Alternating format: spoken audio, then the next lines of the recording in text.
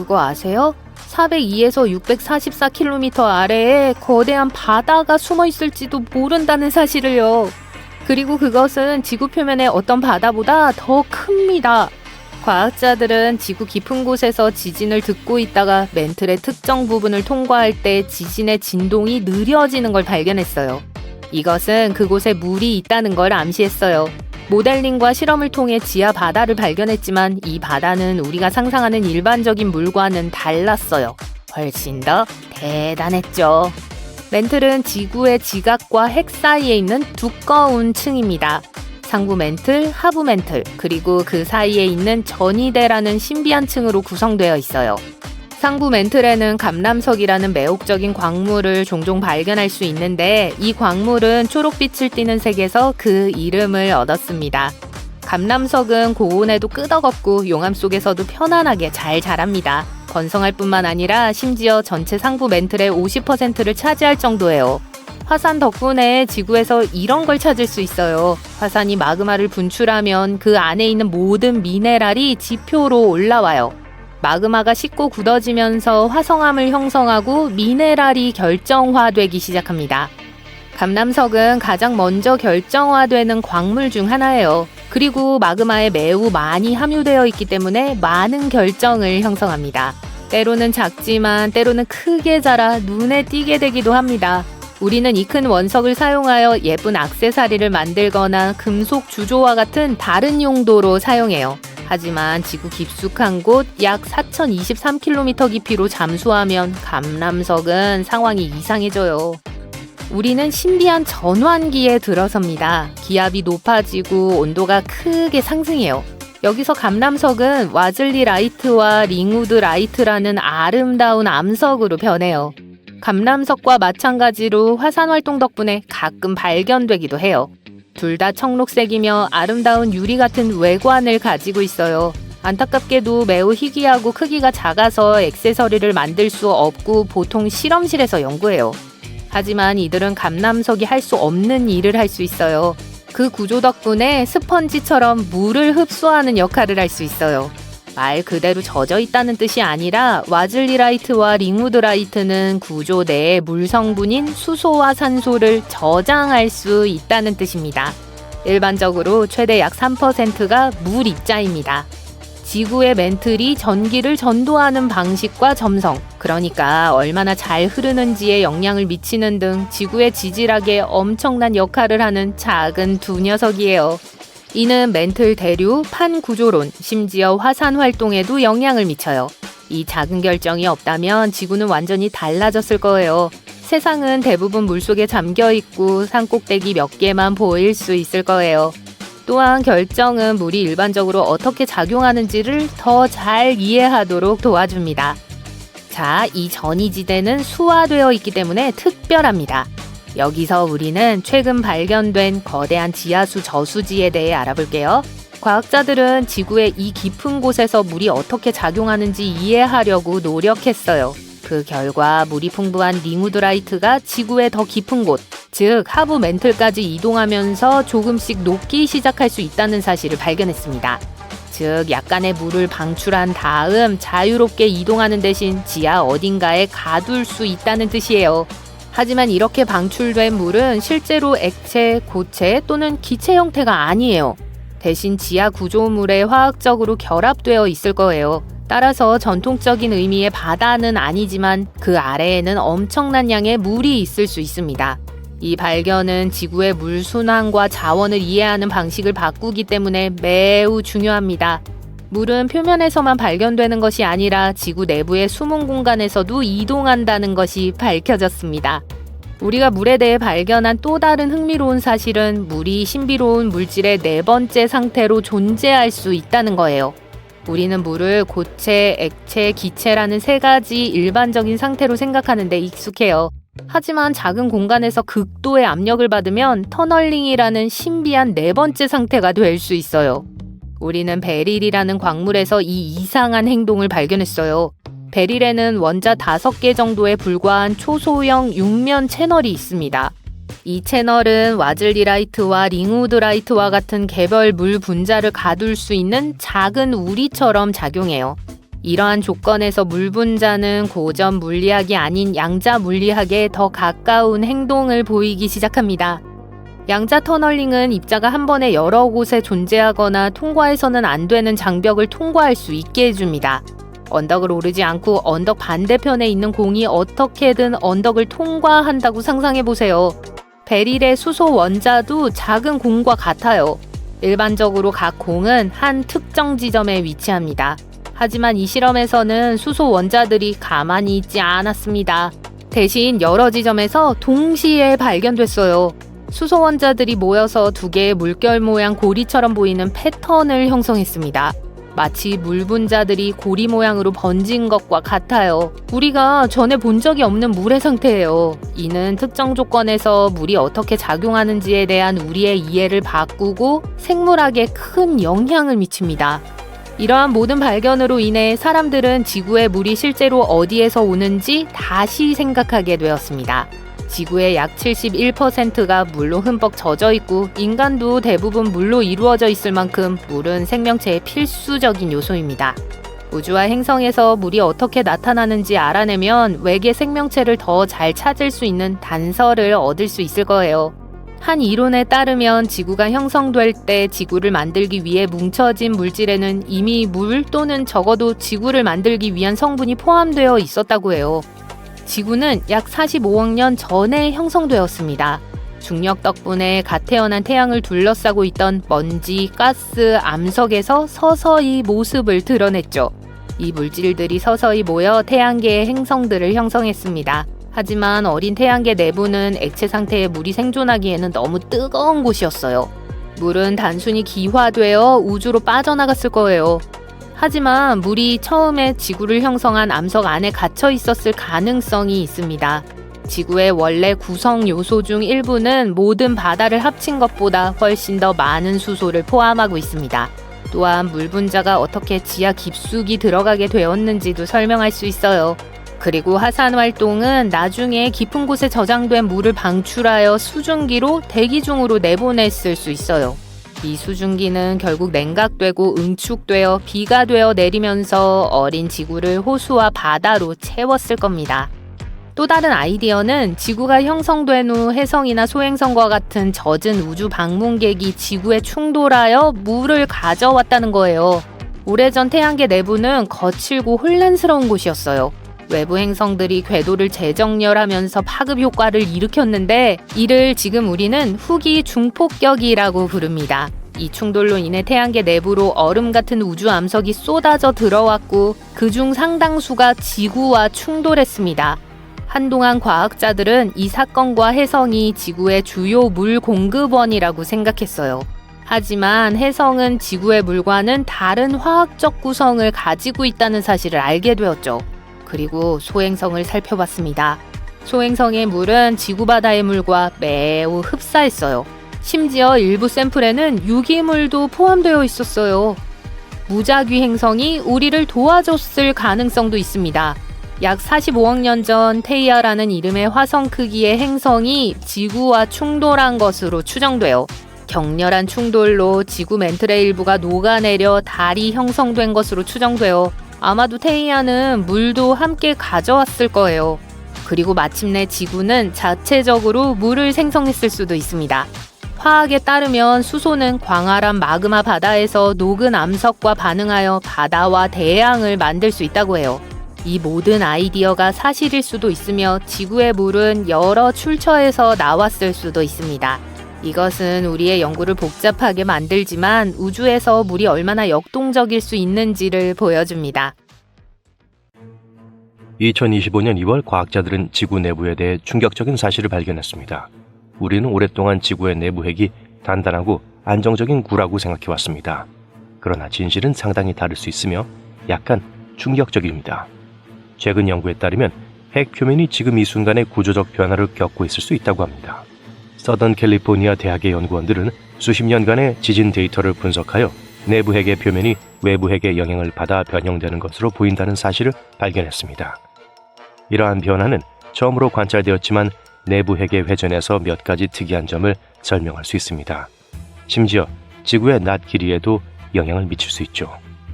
지표면 아래 약 5,000km에 위치한 지구의 내핵은 전통적으로 철과 니켈로 이루어진 단단한 공으로 묘사됩니다. 그러나 새로운 데이터에 따르면 외층이 예상보다 더 연약할 수 있다는 사실이 밝혀졌습니다. 이 발견은 사우스 샌드위치 제도 근처에서 반복적으로 발생한 지진의 지진파를 분석한 결과를 바탕으로 합니다. 연구진은 이 지진 신호를 연구하기 위해 향상등 해상도 기술을 사용했습니다. 그들은 파동의 이상을 관찰하고 내부 핵 표면에 변형이 있다는 예상치 못한 결론을 내렸습니다.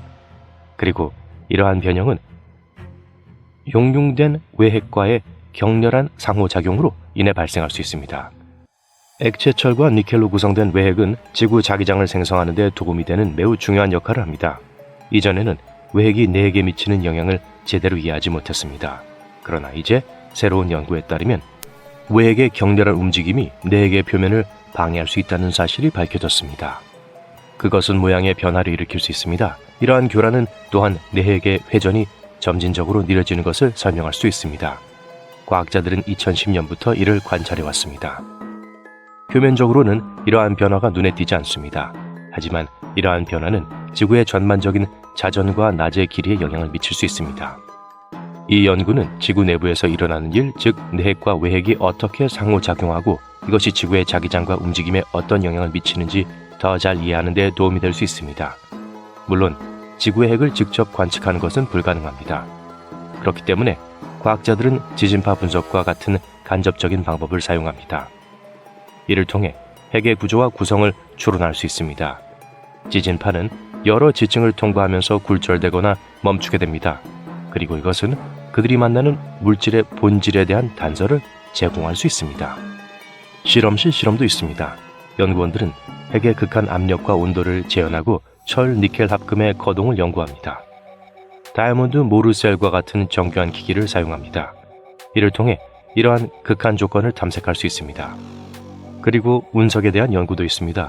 운석 중 일부는 지구와 같은 금속 핵을 가진 소행성에서 옵니다. 소행성의 화학 성분은 때때로 지구 깊은 곳에 존재하는 원소에 대한 단서를 제공하기도 합니다. 과학자들은 수치 모델을 만들기도 합니다. 지진, 실험 및 지구 화학 데이터를 결합하여 핵의 내부 역학을 시뮬레이션합니다. 하지만 지구의 핵이 갑자기 회전을 완전히 멈춘다면 어떻게 될까요? 확실하진 않지만 가정을 해볼 수는 있습니다. 만약 단단한 내핵만 멈춘다면 별 영향이 없을 것입니다. 지금처럼 움직임이 느려지는 것이 아니라 완전히 멈춘다고 하면 지구 자전 속도에 가장 큰 영향을 미칠 것입니다.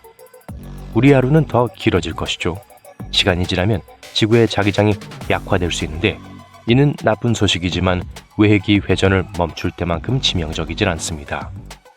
그때는 상황이 심각하게 나빠질 겁니다. 외핵의 회전이 없다면 지구는 자기장을 잃게 될 겁니다. 그리고 이 보호막의 상실은 재앙적인 연쇄 반응을 일으킬 것입니다. 우선 지각판들이 혼란스러운 방식으로 충돌하기 시작할 것입니다. 버스를 타고 가다가 운전자가 갑자기 브레이크를 밟아 다른 승객이나 바닥에 부딪힌다고 상상해 보세요. 지구의 지각판도 비슷한 경험을 하게 될 겁니다. 이러한 격렬한 충돌은 전 세계 지각판의 경계를 따라 대규모 지진을 일으켜 건물, 교량, 도로를 흔들게 됩니다. 수도 시스템, 전기, 전화선은 혼란 속에서 파괴될 것입니다. 하지만 이것은 시작에 불과합니다. 자기장이 없다면 우주 방사선이 지구 표면에 부딪히기 시작할 것입니다. 태양의 고에너지의 입자는 대기 중의 산소 및 질소와 상호작용하여 오존층을 손상시킬 것입니다. 이렇게 되면 더 많은 방사선이 지구 표면에 도달하여 더 큰 피해를 입힐 수 있습니다. 전자기기가 고장나고 전력망이 붕괴되고 통신 시스템이 먹통이 될 것입니다. 하지만 그 영향은 인간에게만 국한되지 않습니다. 모든 형태의 생명체가 위험에 처할 수 있습니다. 철새와 거북이 같은 많은 동물은 지구의 자기장에 의존해 이동합니다. 자기장이 사라지면 그들은 완전히 길을 잃게 될 것입니다. 새는 방향 감각을 잃고 거북이는 알을 낳아야 할 해변을 찾지 못할 것입니다. 다행히도 이런 종말론적 시나리오에 대해 당장은 걱정할 필요가 없습니다. 지구의 외핵은 우리 생애 동안, 아니 영원히 공전을 멈출 가능성은 거의 없습니다. 따라서 현재로서는 안전합니다. 하지만 지구를 제대로 이해하려면 발밑 6,437km 아래까지 내려가야 합니다. 지구는 중심부에서 표면까지 4가지 주요 층으로 이루어져 있습니다. 내핵, 외핵, 멘틀, 지각을 제외하고는 아무도 이 더 깊은 지층을 직접 탐사한 적이 없습니다. 인간이 시추한 가장 깊은 곳은 12km가 조금 넘는 곳이며 그마저도 20년이 걸렸습니다. 지구의 중심에는 달의 약 4분의 3 크기인 반경 1220km의 단단한 금속공인 내핵이 있습니다. 내핵은 지표면 아래 약 6437에서 5180km에 위치합니다. 대부분 철과 니켈로 이루어진 내부 핵은 놀라울 정도로 밀도가 높습니다. 지구의 다른 부분보다 조금 더 느리게 회전하며 섭씨 5426도에 이르는 뜨거운 온도로 태양 표면과 비슷합니다. 태양 표면에서 느끼는 압력보다 300만 배 이상 높은 엄청난 압력이 존재합니다. 일부 연구에 따르면 내부 핵 내부에 더 작고 밀도가 높은 핵이 존재할 수 있으며 대부분 철로 이루어진 것으로 추정된다고 합니다. 외핵도 철과 니켈로 만들어졌지만 액체 형태입니다. 지표면 아래 약 5180에서 976km 아래에 있습니다. 이곳의 열의 대부분 우라늄과 토륨과 같은 원소의 방사성 붕괴에서 발생하며 액체가 거대한 난류 속에서 소용돌이 치게 합니다. 이 움직임은 전류를 생성하며 지구 자기장을 생성합니다. 흥미롭게도 지구의 자기장은 약 20만 년에서 30만 년마다 반전되며 과학자들은 그 이유를 정확히 알아내기 위해 노력하고 있습니다. 멘틀은 지구에서 가장 두꺼운 층으로 거의 3000km 깊이까지 뻗어 있습니다. 지표면 아래 약 30km 지점에서 시작됩니다.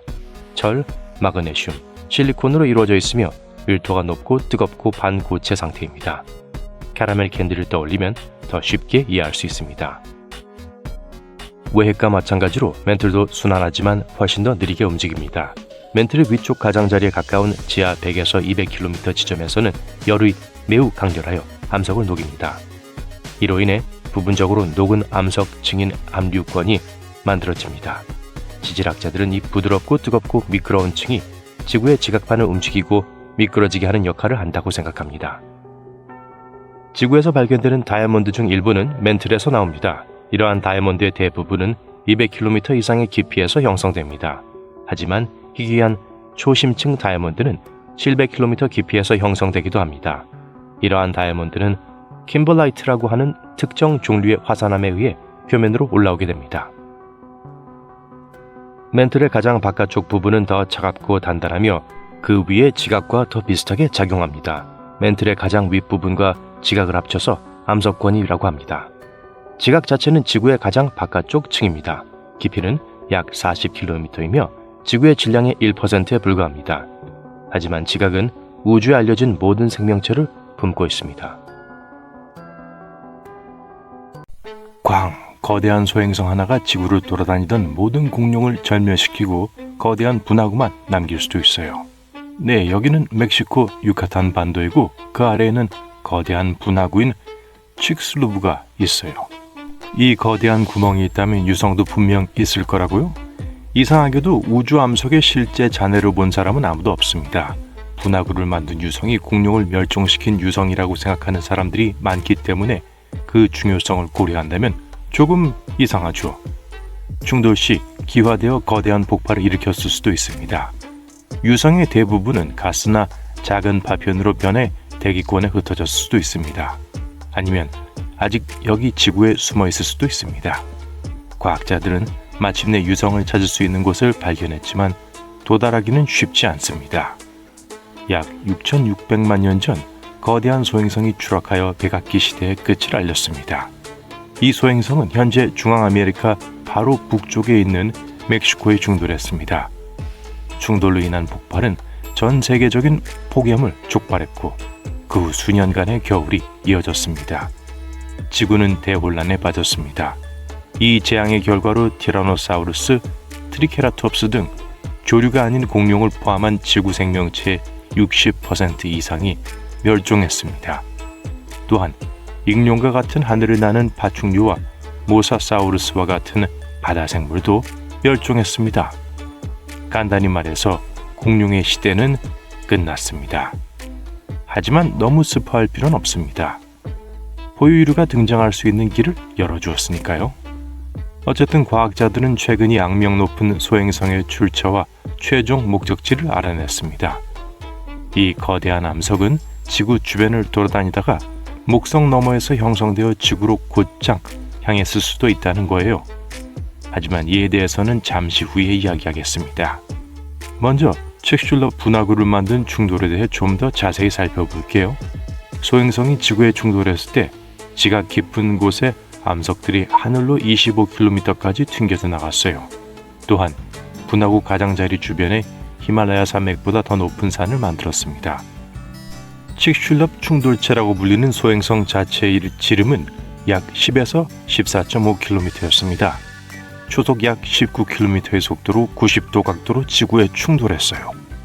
우리가 기하학 수업을 듣는 것은 아니지만 기화된 암석을 대기권으로 최대한 많이 보내기 위해 각도가 중요하다는 것은 알고 있죠. 그 결과 엄청난 양의 유황가스와 미세먼지가 솟구쳐 올라 태양을 차단하고 약 15년 동안 지속된 충격의 겨울을 일으켰습니다. 그 당시 공룡은 지구를 지배하고 있었습니다. 공룡은 대재앙으로 인해 사라지기 전까지 거의 2억 년 동안 존재했었죠. 운석설은 그럴듯해 보이고 모든 사실이 일치하지만 지금도 모든 사람이 이에 동의한 것은 아닙니다. 어떤 사람들은 소행성 충돌 이전에 이미 공룡이 멸종 위기에 처해 있었고 소행성 충돌이 그 과정을 가속화했을 수 있다고 믿습니다. 어쨌든 대부분의 공룡은 전멸했지만 과학자들의 말이 맞다면 어떻게든 살아남은 공룡은 현대새의 조상이라고 할 수 있습니다. 자, 우리는 무슨 일이 일어났는지 짐작하고 있지만 수년간의 연구가 필요했습니다. 이 분화구는 1970년대 멕시코 석유 회사인 페멕스에서 일하는 과학자들에 의해 처음 발견됐습니다. 그리고 얼마 후 과학자들은 백악기를 종식시킨 대량 멸종 사건이 칙슐럽 때문이라는 사실을 마침내 깨달았습니다. 소행성을 가리키는 한 가지 증거는 당시 현지 물고기들이었습니다.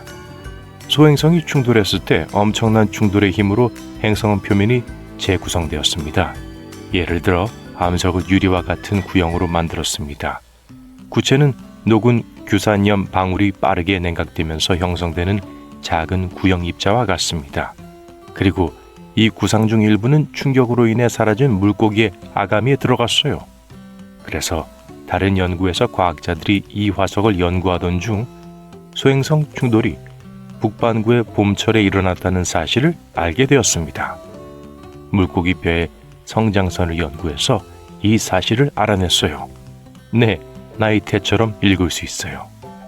물론 수년 동안 연구자들은 이 재앙에 대한 새로운 데이터를 찾기 위해 충돌 현장을 계속 탐사했습니다. 가장 좋은 방법은 유카탄 반도 아래의 모든 암석과 퇴적물 아래에 숨어있는 소행성이 남긴 화학적 기록에 의존하는 것이었습니다. 자, 그들은 백악기 말 암석의 화학적 특징을 연구한 결과 이 소행성이 목성 너머에서 왔다는 것을 알아냈습니다. 그리고 그것은 단순한 소행성이 아니라 태양계에서 가장 오래된 소행성 유형 중 하나인 탄소질 콘드라이트였습니다. 수십억 년 전에 형성되었을 가능성이 높죠. 이러한 유형의 소행성은 목성 너머 지역에서만 발견됩니다. 따라서 멸종 사건을 일으킨 소행성은 목성 너머에서 생성된 것이 틀림없습니다.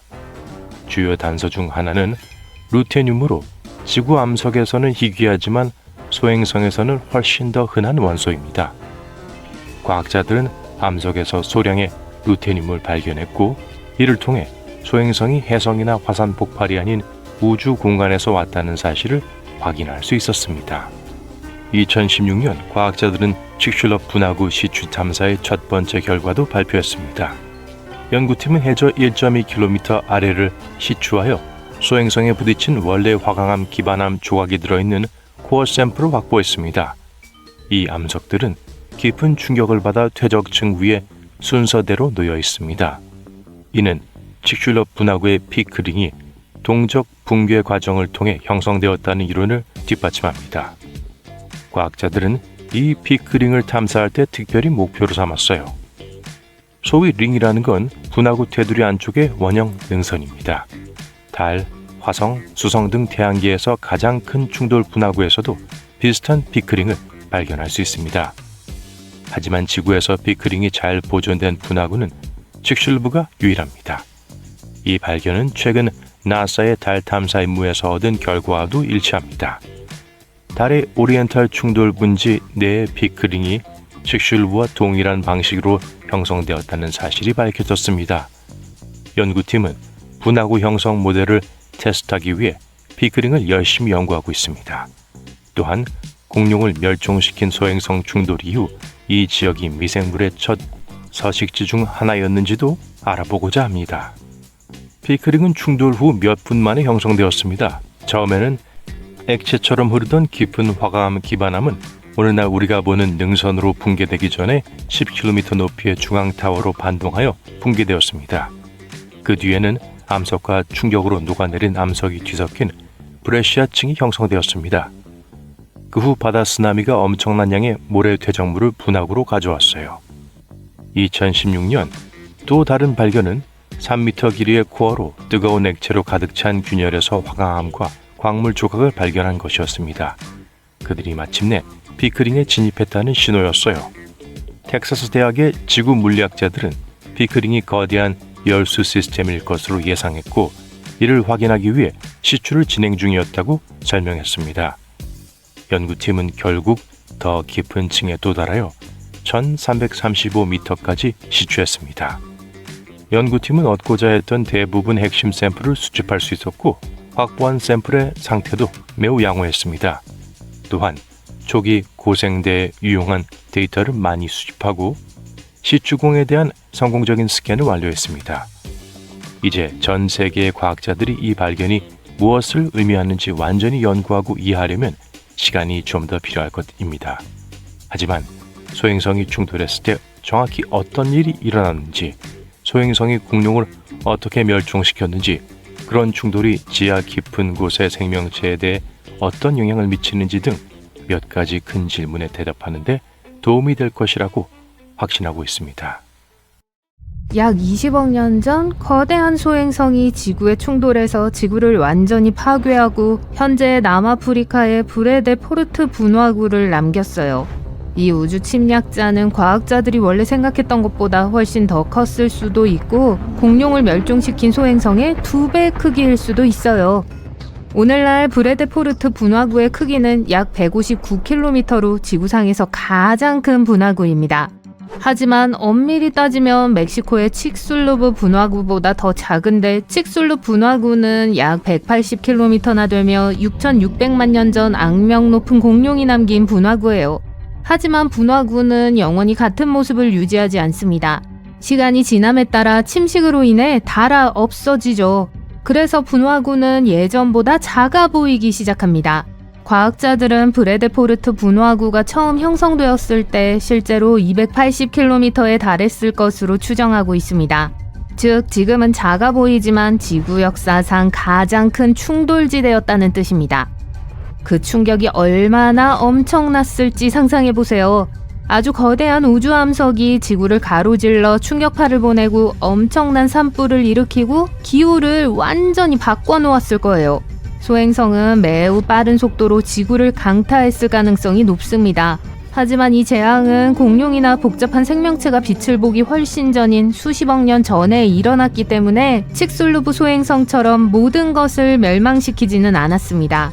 동시에 최근 연구원들은 이 소행성의 폭이 최대 25km에 달할 정도로 이전에 생각했던 것보다 훨씬 더 컸을 수 있다는 사실을 발견했습니다.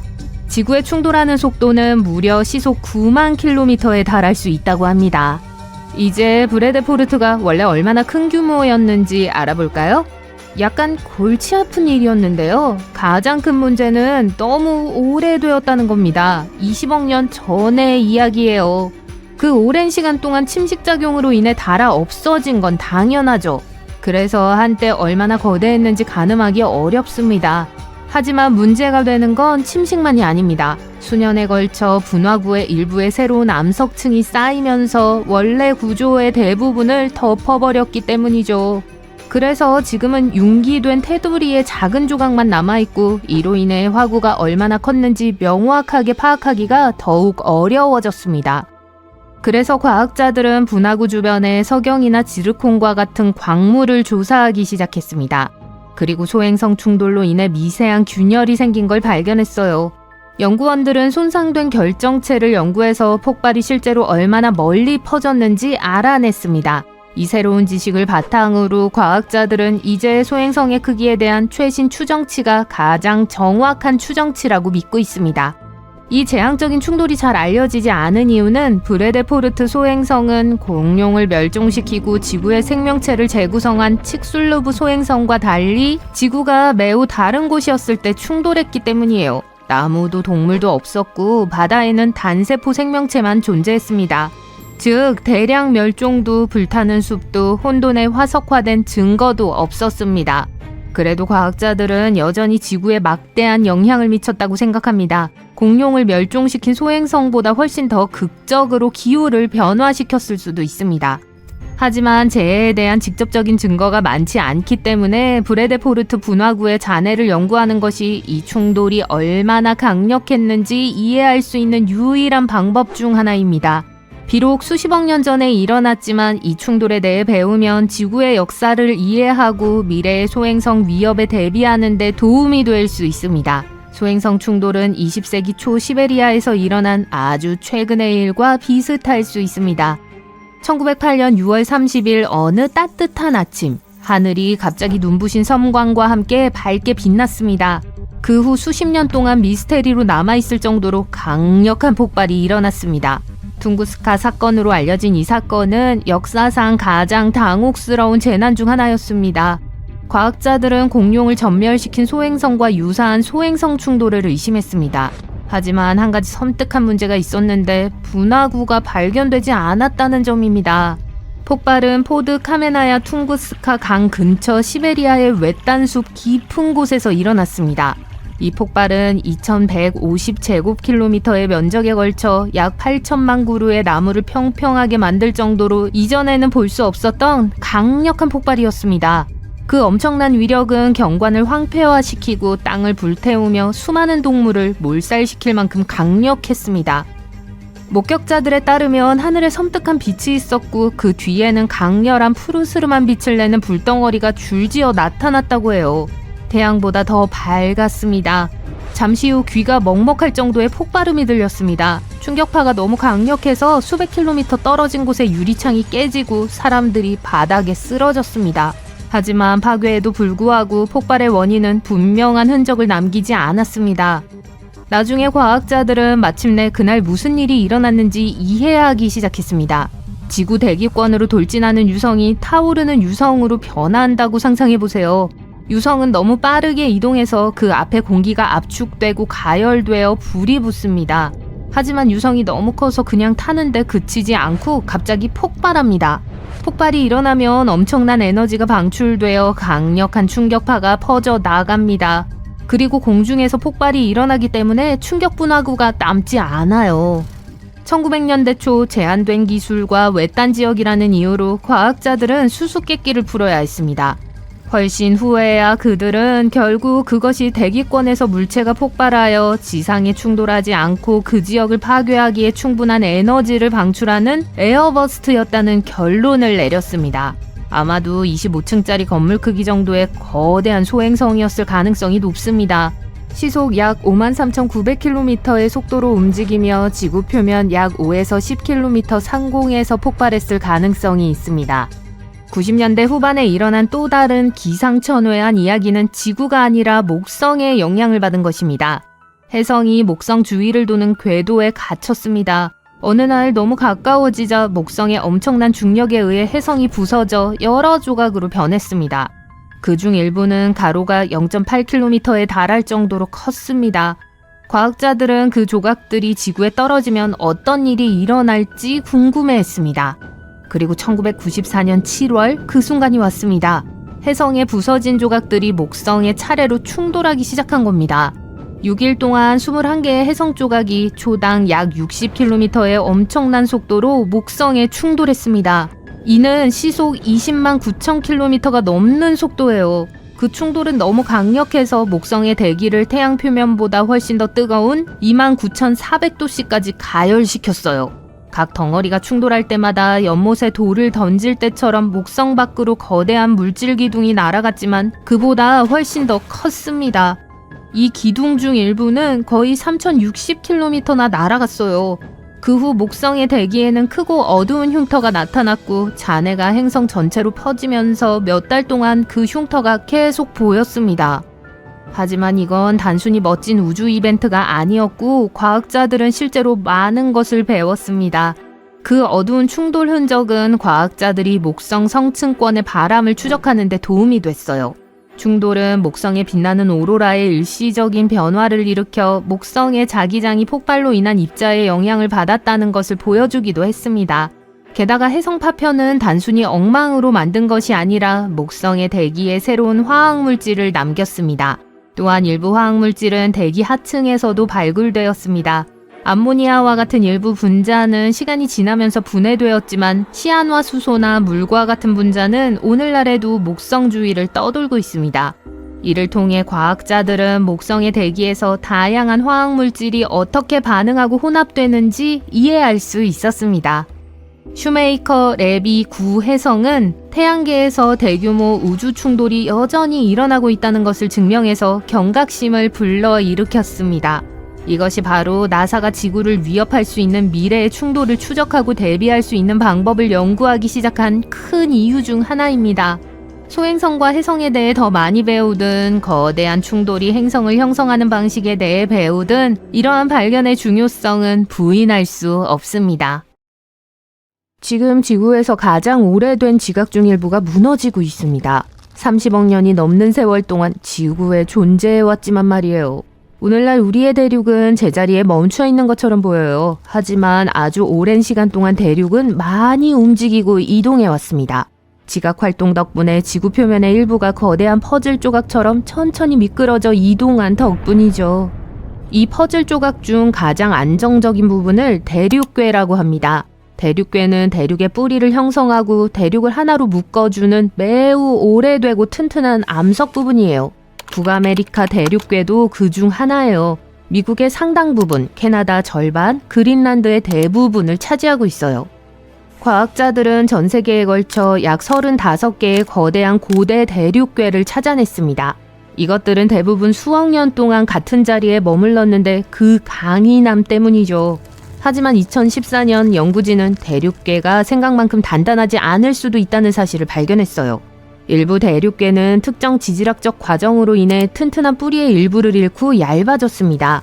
더 많은 지각 변화를 겪으면 대륙괴의 안정성이 떨어질 수 있는 것으로 보여요.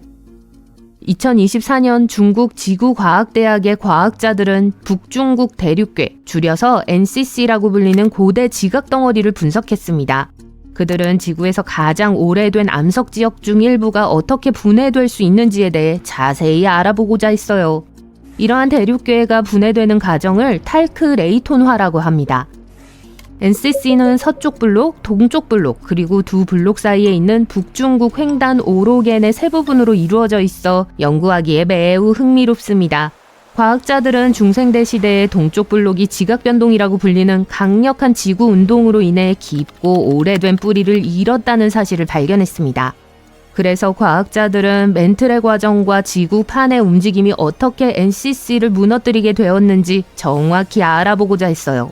그들은 표면 모양, 지층이 늘어나는 방식, 지진파의 이동 방식 등 시간이 지남에 따라 NCC의 모양이 어떻게 변했는지 보여주는 4D 모델을 만들었습니다. 연구진은 지각판의 일부가 대륙괴 아래로 미끄러졌다가 다시 구르기 시작하는 것을 발견했습니다.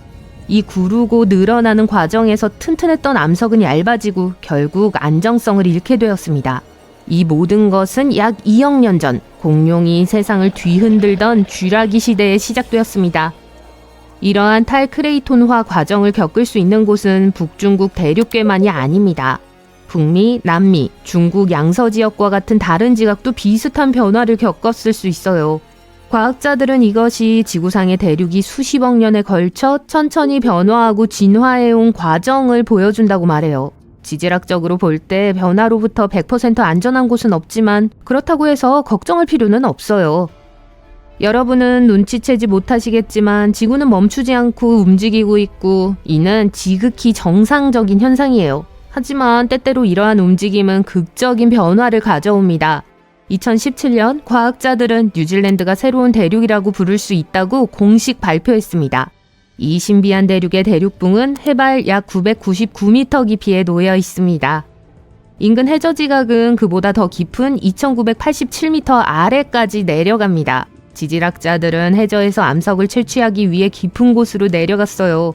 그들은 신선한 현무암으로 이루어진 인근 해양지각과 달리 뉴질랜드 주변의 지각은 고대 화강암, 석회암, 사암이 혼합되어 있다는 사실을 발견했습니다. 이 모든 것이 대륙지각임을 말해줍니다. 또한 과학자들은 호주와 뉴질랜드의 숨은 땅을 구분하는 좁은 해양지각을 발견했습니다. 이 두 대륙은 별개의 대륙이라는 뜻이에요. 8,500만 년 전 뉴질랜드는 초대륙 곤드와나에서 분리되기로 결정했어요. 수백만 년 후 지각판의 최강자인 거대한 태평양판이 뉴질랜드 대륙 지각 밑으로 잠수하기로 결정했죠. 그렇게 해서 대륙 지각과 연결되어 있던 뉴질랜드의 뿌리가 끊어져 아래 깊은 곳으로 내려갔습니다. 이 지역의 지각 변화 소식은 이뿐만이 아닙니다. 1억 2천만 년 전 호주와 남극은 하나의 땅이었어요. 두 대륙은 각자의 길을 갔지만 남극은 빈손으로 떠나지 않았어요. 오늘날 인도양에는 해양 고원이 있습니다. 오래전 이곳은 또 다른 잃어버린 대륙인 케르구엘렌 소대륙과 연결되어 있었습니다. 과학자들은 이 대륙이 인도와 남극을 잇는 육교 역할을 했다고 믿습니다.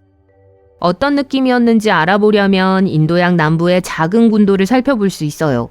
이 섬들은 고대 육지의 남은 전부예요. 남극과 매우 가깝기 때문에 기후가 춥고 빙하가 있는 것이 특징이죠. 하지만 과거에는 이곳의 날씨가 온화하고 비가 많이 내렸을 거예요.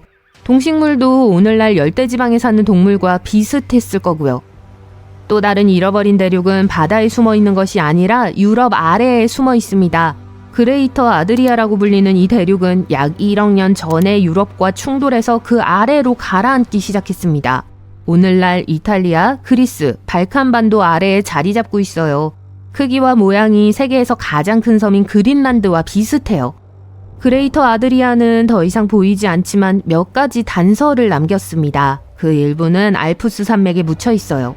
다른 쪽은 아드리아의 반대편에 있는 오늘날 이탈리아와 크로아티아의 일부예요. 이전 대륙의 석회암 암석은 유럽 대륙 아래로 내려오면서 변화하기 시작했습니다. 수천만 년에 걸친 엄청난 열과 압력으로 암석의 구조가 바뀌었죠. 그리고 석회암이 사라지고 대리석이 그 자리를 차지하게 된 거예요. 그레이터 아드리아는 오늘날 우리가 보는 큰 대륙처럼 단단한 땅이 아니라 수중의 거대한 얕은 해저에 가까웠습니다. 시간이 지남에 따라 모래, 진흙 등이 이 선반에 침전되어 서서히 암석으로 변했습니다. 그레이터 아드리아는 얕은 바다에 위치한 작은 섬들이 연쇄적으로 있는 뉴질랜드나 플로리다 키와 비슷했을 거예요. 물 위에는 작은 섬과 군도들이 많았을 거고 파도 아래에는 해양 생물로 가득한 다채로운 산호초가 있었을 거예요. 만약 여러분이 그 시절에 살았고 스쿠버 탱크가 있었다면 다이빙과 탐험을 할 수 있는 멋진 장소였을 거예요. 크레이튼에서 일어나는 모든 일들을 생각하면 미래의 새로운 대륙을 볼 수 있을지도 몰라요. 또한 지구지각을 더 깊이 연구하면 우리가 알고 있는 역사를 바꿀 수 있습니다. 코펜하겐의 과학자들이 스칸디나비아의 진짜 발상지에 대한 놀라운 발견을 해냈어요. 그리고 그곳은 우리가 생각했던 곳이 아니에요. 핀란드의 외딴 지역에서 모래와 암석을 연구한 결과 스칸디나비아의 뿌리가 실제로는 375억 년 전 그린랜드에서 왔다는 사실을 발견했습니다. 이는 현재 북유럽 국가들이 있는 지역이 과학자들이 이전에 믿었던 것보다 2억 5천만 년 더 오래되었을 수 있다는 걸 의미해요. 핀란드의 강모래에서 발견된 지르콘이라는 작은 결정체 덕분에 이 사실을 알게 됐어요. 과학자들은 이 결정의 화학적 구성을 자세히 살펴본 결과 결정의 나이가 스칸디나비아가 아닌 그린란드에서 발견된 암석과 일치한다는 사실을 깨달았습니다. 연구팀은 우라늄, 납, 루테튬, 하프늄과 같은 원소를 분석하는 특수 기술을 사용해서 스칸디나비아의 암석 기반이 수십억 년 전에 그린란드에서 분리되었을 가능성이 가장 높다는 사실을 밝혀냈습니다. 작은 씨앗이 수억 년 전에 걸쳐 지구 표면을 떠돌기 시작했을 거예요. 이 조각은 결국 오늘날 핀란드에 정착했습니다. 시간이 지남에 따라 이 씨앗 주변에 새로운 암석층이 형성되어 현재 지도에서 볼 수 있는 스칸디나비아로 서서히 변했습니다. 이 연구는 지구의 대륙이 어떻게 처음 형성되었는지에 대해 다시 생각해 보는데 도움이 될 수 있습니다.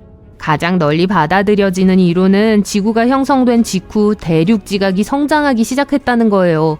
하지만 새로운 연구에 따르면 대륙의 흔적은 10억 년 후에야 성장하기 시작했다고 해요. 과학자들은 지구의 대륙이 다른 곳에서 고대 지각의 작은 씨앗으로 시작되었을 수 있다고 설명합니다. 이 씨앗들은 시간이 지남에 따라 자라나 오늘날 우리가 알고 있는 땅덩어리를 형성했습니다. 이 고대 씨앗은 스칸디나비아뿐만 아니라 호주, 남아프리카, 인도에서도 발견됩니다. 이 씨앗들이 모두 같은 곳에서 자랐는지 아니면 세계 각지에서 따로 자랐는지는 확실하지 않아요. 따라서 아직 배워야 할 것이 많고 과학자들은 이 고대 씨앗이 서로 관련이 있는지 알아내기 위해 계속 파헤쳐야 합니다. 하늘에 떠있는 이 작은 점은 과학자들에게 심각한 공포를 안겨준 2024 YR4라는 소행성입니다. 초기 예측에 따르면 지구에 충돌할 확률은 2.3%에 불과했습니다. 작은 확률로 들릴지 모르지만 도시를 쓸어버릴 만큼 큰 물체였기 때문에 경각심을 불러일으키기에 충분했습니다.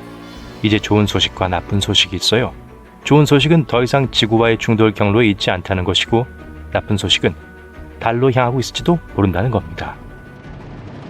천문학자들은 2024년 12월 칠레 엘사우스 천문대에서 이 행성을 처음 발견했습니다.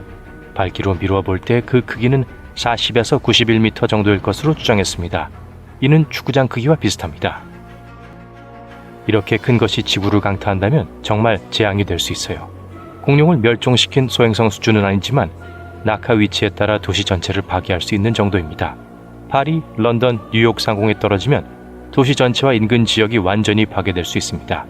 그렇기 때문에 소행성은 가장 위험한 우주 운석 중 하나로 꼽힙니다. 이 소행성이 약간 유명해진 것은 당연합니다. 소행성이 발견된 순간부터 2025년 2월까지 충돌 위험은 계속 높아져만 갔습니다. 하지만 이제 조금은 한숨을 돌릴 수 있게 되었습니다. 나사의 새로운 계산에 따르면 충돌 가능성은 완전히 배제됐거든요. 실제로 적어도 향후 100년 동안은 이 소행성의 심각한 위협은 없을 것으로 보입니다. 좋아요. 그런데 어떻게 이건 위협입니다 해서 우리가 틀렸어요로 바뀌었나요? 사실 그런 일이 자주 일어납니다. 소행성이 처음에는 위험해 보이다가 점점 더 위험해지다가 갑자기 안전해지기도 하잖아요. 그렇다면 계산을 믿을 수 없다는 뜻인가요? 전문가가 소행성을 처음 발견했을 때는 하늘에 떠있는 작은 빛의 점일 뿐입니다. 그 시점에서는 그것이 무엇인지 어디로 향하고 있는지 전혀 모릅니다. 그런 다음 다시 관찰하고 계산을 해야 합니다. 그러면 앞으로 나아갈 길을 파악하는 데 도움이 될 것입니다. 하지만 그 후에도 여전히 불확실합니다. 소행성이 어디로 가는지 알 수 없기 때문에 위험 통로는 소행성이 통과할 수 있는 거대한 영역을 포함해요. 이 통로의 일부라도 지구를 통과하면 소행성은 위협으로 간주됩니다. 일반적으로 궤도를 파악하려면 얼마나 빠르게 움직이는지, 어디로 향하고 있는지 등 최소 3번의 관측이 필요합니다. 많은 경우 더 명확한 그림을 얻기 시작하면 위험구역이 여전히 지구와 겹치기 때문에 처음에는 더 위험해 보입니다. 그러나 일반적으로 계속 추적하면 위험 영역이 점점 작아지고 지구에서 멀어지면서 갑자기 위험이 사라집니다. 그리고 자신있게 진정하세요. 지구로 향하고 있지 않으니까요. 라고 말할 수 있을 때까지 불확실성을 계속 좁혀갑니다. 바로 2024 YR4의 경우처럼요. 이제는 조금은 긴장을 풀어도 되겠죠? 네, 2024 YR4가 우리를 공격하지 않을 거란 건 알아요. 하지만 달에 충돌할 수도 있습니다. 처음 예측에 따르면 2032년에 이런 일이 일어날 확률은 1.7%였습니다. 하지만 최근에는 그 수치가 3.8%로 조금 높아졌습니다. 하지만 달에 충돌하더라도 우리에게는 위험하지 않을 것입니다. 지구에서는 충격파가 느껴지지 않을 것이고 달이 반으로 갈라지지도 않을 테니까요. 전문가들은 정말 충격적이거나 우려할 만한 일은 일어나지 않을 것이라고 말합니다. 하지만 달 충돌을 볼 수 있는 멋진 기회가 될 것입니다. 운이 좋다면 달 충돌이 일어나는 정확한 순간을 포착할 수도 있습니다. 그리고 놓치더라도 달에 생긴 새로운 분화구를 관찰할 수 있을 거예요. 달에는 날아오는 파편으로부터 달을 보호할 대기가 없기 때문에 이러한 사건은 매우 흔한 일입니다. 실제로 매년 수백 건의 충돌이 감지되고 있습니다. 저기 밝은 점이 보이시나요? 이것은 소행성이 달에 충돌하는 실제 이미지입니다. 하지만 전문가들은 가만히 앉아서 기다리기만 하는 것이 아닙니다. 그들은 수년 동안 달의 충돌을 주시해왔어요. 예를 들어 유럽 우주국에서는 그리스에 있는 강력한 망원경을 사용하여 이러한 충돌을 추적하는 넬리 오타라는 프로젝트를 진행하고 있습니다. 그들은 달에 충돌하는 우주 암석의 작은 폭발을 100회 이상 기록했습니다.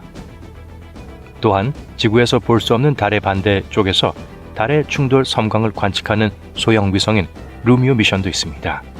이러한 관측을 통해 과학자들은 달이 얼마나 자주 충돌하는지, 그리고 이것이 우주 비행사와 달 기지에 어떤 영향을 미칠 수 있는지 이해할 수 있습니다. 2024 YR4는 특별한 경우일 수 있습니다. 달과 충돌하는 대부분의 우주 물체는 매우 작기 때문이죠. 약 50m보다 더 큰 물체와 충돌하는 것을 본 적이 없습니다. 만약 YR4가 충돌한다면 놀라운 광경이 될 수 있습니다. 그래서 과학자들은 그런 일이 일어나기를 바라고 있습니다. 하지만 레이더에 포착된 소행성은 2024 YR4만이 아닙니다. 실제로 잠재적 위험으로 분류된 소행성들이 꽤 많이 있습니다. 쉽게 말해 이 소행성은 우리에게 문제를 일으킬 수 있다는 뜻이죠. 태양계에는 수백만 개의 거대한 우주 암석이 존재하며 대부분 화성과 목성 사이에 소행성되어 있습니다. 하지만 지구에 근접하는 소행성은 극소수에 불과하며 실제 위험을 초래하는 소행성은 더 적습니다. 나사는 지구에서 5천만 킬로미터 이내의 궤도를 도는 소행성을 지구 근접 전체라고 부릅니다. 그리고 이 소행성 그룹 안에는 지구와 매우 가까운 궤도로 도는 매우 큰 소행성들이 있습니다. 이 중 하나가 지구에 충돌한다면 큰 문제가 될 수 있습니다. 적어도 우리가 알고 있는 그런 소행성은 약 2,500개에 달합니다. 하지만 좋은 소식은 전문가들이 조만간 지구에 충돌할 것으로 예상하지 않는다는 점입니다. 하지만 폭이 약 165m에 달하는 소행성 2014 TN17처럼 몇몇 소행성은 꽤 가까이 접근하거나 이미 접근한 적이 있습니다. 지난 2025년 3월 지구에서 불과 510만 킬로미터 떨어진 곳에서 지구와 매우 가까이 통과했습니다. 이는 달보다 약 13배 더 먼 거리예요. 그렇게 가깝지 않다고요? 우주의 광활함을 생각하면 사실 가깝다고 할 수 있습니다. 실제로 이 소행성은 거의 300년 만에 지구에 가장 가까이 접근한 소행성이었어요. 다행히도 아무 일도 일어나지 않았고 소행성은 이미 지구에서 다시 멀어졌습니다. 하지만 지구에 충돌할 수 있는 소행성 때문에 잠을 설칠 필요는 없습니다. 작은 소행성은 매일 지구 대기권으로 들어옵니다. 우리가 걱정하는 것은 아마겟돈과 같은 할리우드 영화에서 볼 수 있는 큰 소행성들입니다. 하지만 이런 소행성은 지속적으로 모니터링되고 있습니다. 현재 우리가 알고 있는 모든 전체는 지구에 충돌할 확률이 0 또는 1%입니다. 상황이 바뀌면 인류를 충돌로부터 구하기 위해 사용할 수 있는 몇 가지 전략이 있습니다. 예를 들어 2022년에 있었던 다트 미션이 있어요. 이것은 나사의 첫 번째 행성 방어 시험이었습니다. 우주선을 이용해 소행성을 궤도에서 벗어나게 하는데 성공했습니다. 이 경우 소행성은 지구에 위협이 되지는 않았지만 완벽한 실험 대상이었죠. 더 실험적인 아이디어도 있습니다. 예를 들어 레이저로 소행성의 일부를 기화시켜 추력 효과를 만들어 소행성을 궤도에서 밀어낼 수 있습니다. 또 다른 아이디어는 자체 중력을 이용해 소행성을 천천히 잡아당기는 대형 우주선인 중력 트랙터입니다. 하지만 이 모든 것은 아직은 아이디어일 뿐입니다. 이 중 어느 하나도 성공하지 못하더라도 당국은 충돌 구역에서 대피할 충분한 시간을 확보할 수 있을 것입니다. 따라서 소행성 충돌에 대해 너무 걱정하지 않으셔도 됩니다. 결국 지구를 파괴한 책임은 태양에 있게 될까요? 아니면 거대한 운석일까요? 아니면 어떤 질병 때문에? 아마 아닐 겁니다. 매우 예상치 못한 이유로 지구에서 생명체가 사라질 것 같아요. 인간, 동물, 곤충, 물고기, 그리고 대부분의 미생물은 산소 때문에 지구상에서 사라질 겁니다. 더 정확하게는 산소의 부재 때문이죠. 최근 연구에 따르면 전 세계적으로 연안 지역의 산소 농도가 매우 낮거나 전혀 없는 담수저 수지의 수가 증가하고 있는 것으로 나타났습니다. 지난 65년 동안 전 세계 바다에서 산소 부족 해역이 4배나 더 많이 나타났습니다. 이 모든 것이 무엇을 의미할까요? 지구상의 생명체는 태양 에너지가 모든 바다를 마르게 하기 훨씬 전에 사라질 가능성이 높아요. 종말은 10억 년이 조금 넘게 걸릴 것으로 보입니다. 하지만 지구가 사라진다는 걸 의미하진 않습니다. 지구가 산소로 가득 차 있는 기간은 지구 전체 수명의 약 20에서 30%를 차지할 것입니다. 그러니까 우리는 지구에 잠시 머무는 손님일 뿐이죠.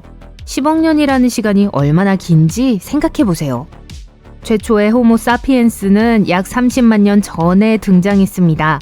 즉 인류의 전체 역사는 50만 년이 채 되지 않아요. 따라서 10억 년은 그리 빨리 지나가지 않을 겁니다.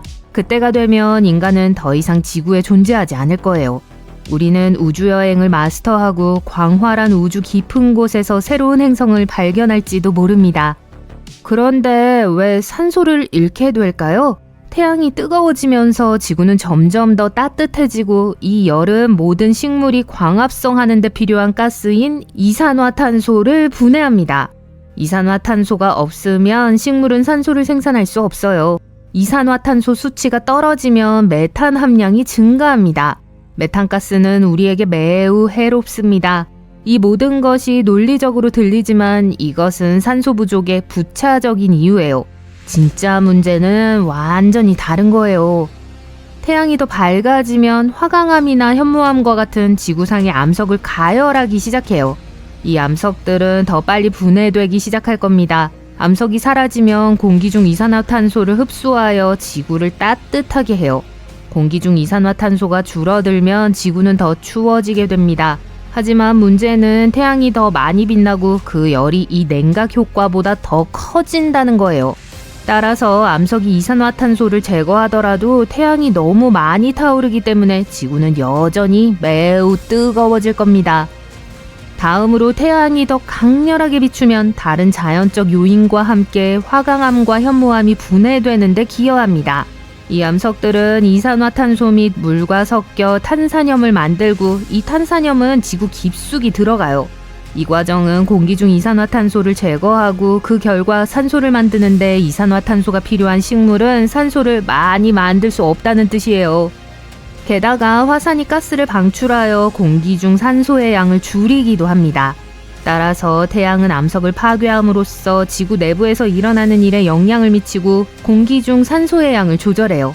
약 10억 년 후에는 태양이 너무 밝아져 어떤 암석도 지구를 열로부터 보호할 수 없게 될 거예요. 그리고 빠져나가는 가스로 인해 광합성과 산소 생산이 중단될 겁니다. 그리고 지구는 약 24억 년 전의 상태로 돌아갈 거예요. 산소 대폭발 사건이 시작된 시점으로요.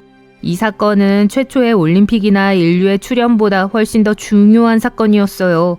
수십억 년 전 지구에는 산소가 거의 없었습니다. 대신 질소, 암모니아, 메탄, 이산화탄소 등과 같은 가스가 가득했습니다. 오늘날에도 대기 중에 이러한 가스가 존재하지만 과거에는 훨씬 더 많은 가스가 존재했습니다.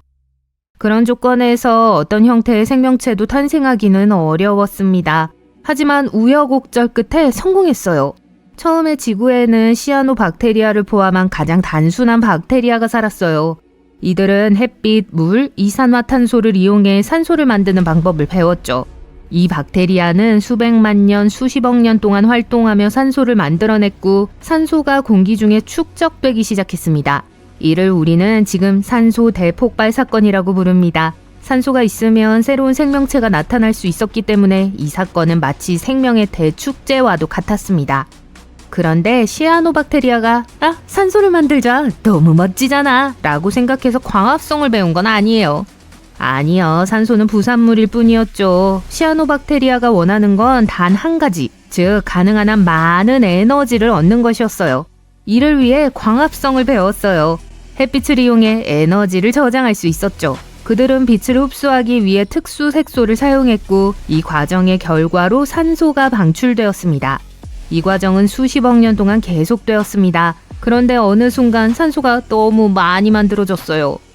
이 산소는 이전에 존재했던 다른 가스를 망치기 시작했어요. 예를 들어 메탄을 먹어치우기 시작했죠. 이로 인해 지구는 약간 식었고 빙하기가 시작되었습니다. 하지만 그건 또 다른 이야기입니다. 요컨대 10억 년 후에 우리는 다시 그 어려운 시대로 돌아갈 위험이 있어요. 하지만 우주선을 타고 다른 행성으로 이동하거나 다른 해결책을 찾아낼 수 있기를 기대해 봅니다. 그렇다면 우리의 고향인 지구는 앞으로 어떻게 될까요? 산소가 충분하지 않은 지구에서 새로운 생명체가 탄생할 수 있을까요? 가능하긴 하지만 훨씬 더 어려울 거예요. 태양 외에 다른 에너지원이 필요하기 때문이죠. 예를 들어 열수 배출구가 될 수 있습니다. 그런데 지구에는 이러한 유형의 에너지를 사용하는 생태계가 있어요. 루마니아의 모빌 동굴에서 그중 하나를 찾을 수 있습니다. 산소가 거의 없는 곳을 상상해보세요. 태양광선이 닿지 않아 어둡습니다. 이 동굴에는 수백만 년의 진화를 거치면서 독특하고 약간은 소름 끼치는 생명체가 생겨났어요.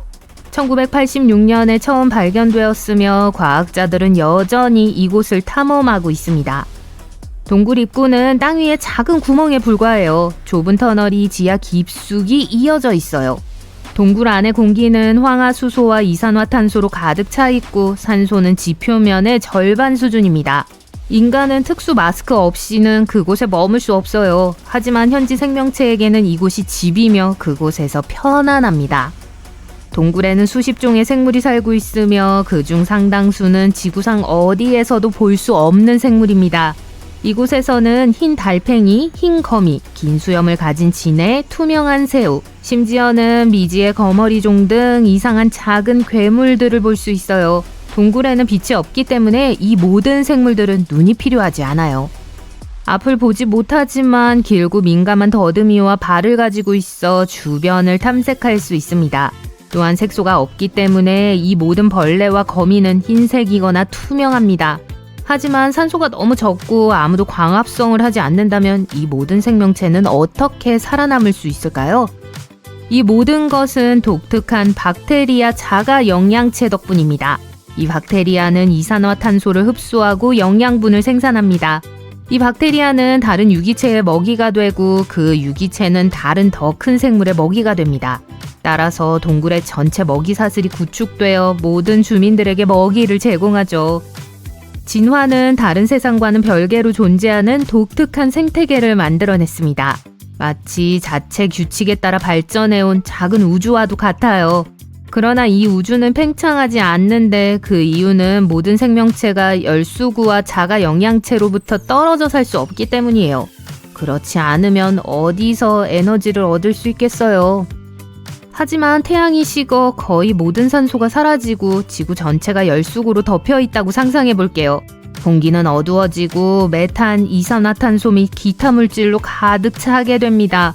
그리고 어떻게 해서 생명체가 시작돼요. 어느 순간 인간도 등장합니다.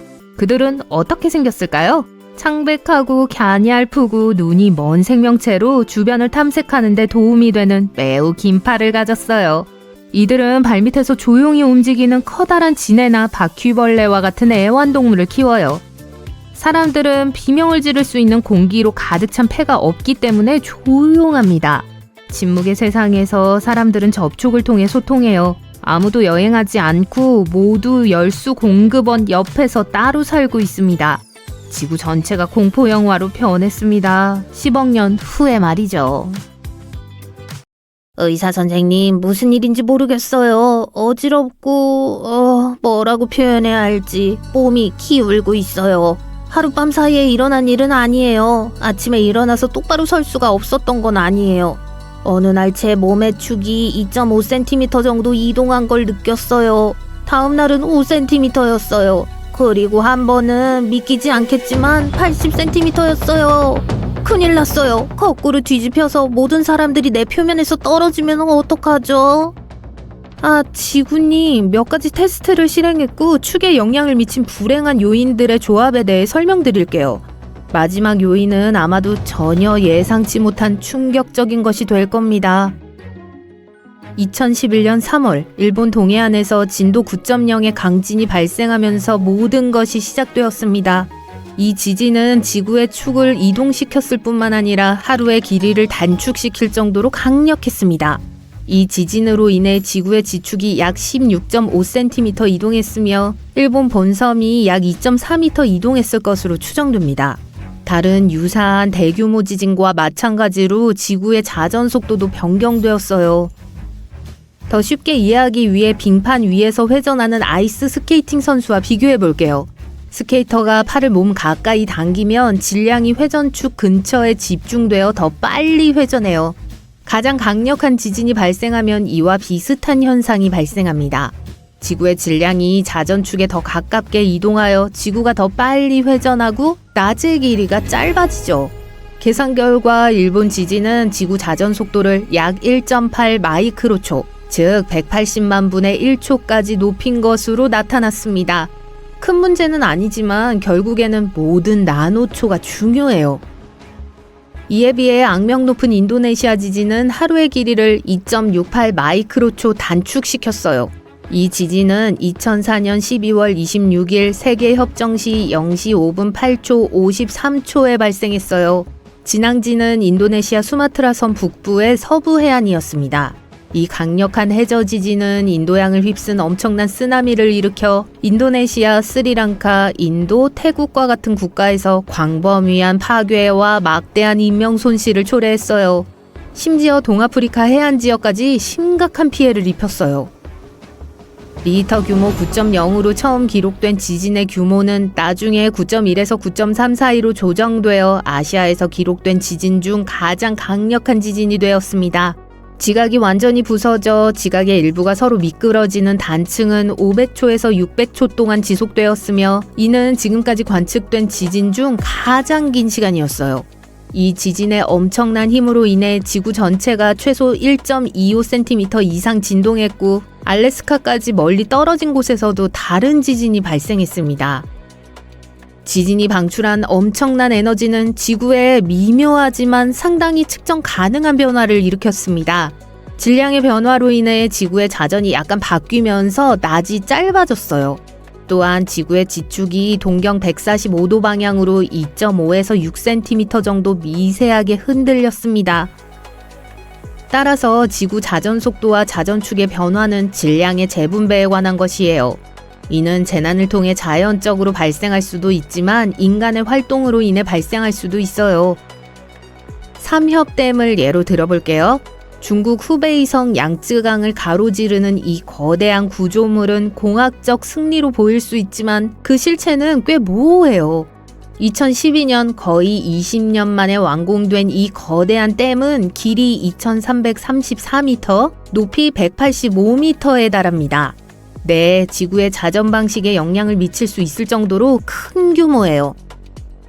저수지는 39세제곱킬로미터의 물을 저장할 수 있으며 지구의 자전 관성을 약간 변화시켜 지구의 자전을 약간 느리게 할 수 있는 충분한 질량을 가지고 있어요. 나사에 따르면 삼협댐의 저수지는 지구의 극 위치를 거의 2.5cm 이동시키고 하루의 길이를 0.06 마이크로초 늘릴 수 있다고 합니다. 문제는 댐만이 아닙니다. 극지방의 얼음이 녹으면 물이 바다로 밀려들어 특히 적도 부근의 해수면이 상승합니다. 이러한 질량 이동은 댐보다 지구 자전을 훨씬 더 느리게 만들어요. 일상에서는 느끼지 못하지만 원자시계와 같은 초정밀 장비에는 영향을 미칠 수 있어요. 이 문제를 해결하기 위해 과학자들은 지구의 자전 변화의 균형을 맞추기 위해 1분을 59초로 하는 마이너스 윤초로 만들 것을 제안했습니다. 여러분은 댐을 짓지 않으니까 이 모든 기울기와는 아무 상관이 없다고 생각하시겠죠? 나쁜 소식은 여러분이 정기적으로 샤워를 한다면 여러분도 일조를 하고 있는 셈이라는 거예요. 여러분이 수도꼭지를 틀 때마다 지구의 기울기에 조금씩 영향을 미치고 있어요. 지구는 항상 변화하고 적응하고 있기 때문에 물을 사용하는 것과 같은 작은 행동도 지구의 방향에 영향을 미칠 수 있습니다. 지난 20년 동안 지하수 펌핑으로 인해 지구의 기울기가 80cm 이동했어요. 이 물의 재분배는 해수면 상승의 약 0.6cm에 해당해요. 기후와 관련된 원인 중 지하수 재분배가 지구 자전극의 이동에 가장 큰 영향을 미치는 것으로 밝혀졌습니다. 그렇다면 지하수란 무엇일까요?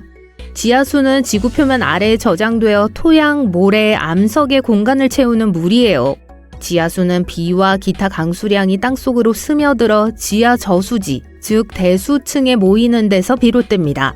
강이나 호수와 달리 지하수는 지표 아래에 머무르며 천연 저수지와 같은 역할을 해요.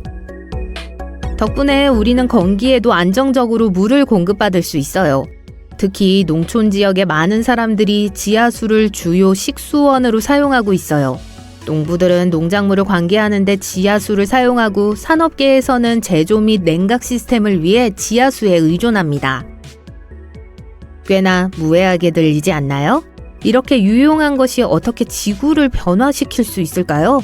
1993년부터 2010년까지의 데이터를 대상으로 한 연구에 따르면 그 기간 동안 우리는 약 2150기가톤의 지하수를 펌핑한 것으로 나타났습니다. 그리고 이 대규모의 물 제거로 인해 지구의 기울기와 자전 방향이 바뀌었습니다. 우리가 지하수를 사용하면 그 대부분은 결국 바다로 흘러들어 해수면 상승에 기여합니다. 북미 서부와 인도 북서부 같은 지역에서는 사람들이 지하수를 많이 사용해요. 그리고 이러한 변화와 관련이 있을 수 있어요. 이 모든 연구 결과는 다소 충격적입니다. 하지만 지하수 사용의 영향을 이해하는 것은 이미 올바른 방향으로 나아가는 큰 발걸음입니다. 아직 안 끝났어요. 이 기울기 문제는 지구에서만 일어나는 일이 아니에요. 우주도 살펴볼 필요가 있어요. 물에 대해 많이 이야기했는데 달의 역할이 크다는 거 아시죠? 달의 중력은 조수 등을 형성하는데 매우 중요해요. 그래서 지구에 많은 영향을 미치는 또 하나의 요소는 달이 지구에서 점차 멀어지는 거예요. 이 두 천체는 중력으로 상호작용하기 때문에 시간이 지남에 따라 지구의 자전 속도를 느려지게 만듭니다. 지진과 같은 중요한 사건이 일시적으로 자전 속도를 높이기도 하지만요. 그걸 어떻게 알아냈을까요? 누군가 고대 산호에 주목한 적이 있었어요. 산호를 분석한 결과 과학자들은 지구가 한때 훨씬 더 빠르게 자전했다는 사실을 깨달았습니다. 산호는 탄산칼슘의 얇은 층을 쌓아 성장해요. 산호는 매일 성장하며 그 변화는 계절의 변화를 반영합니다. 과학자들은 이 층을 세어 수백만 년 전의 1년 일수를 계산했습니다.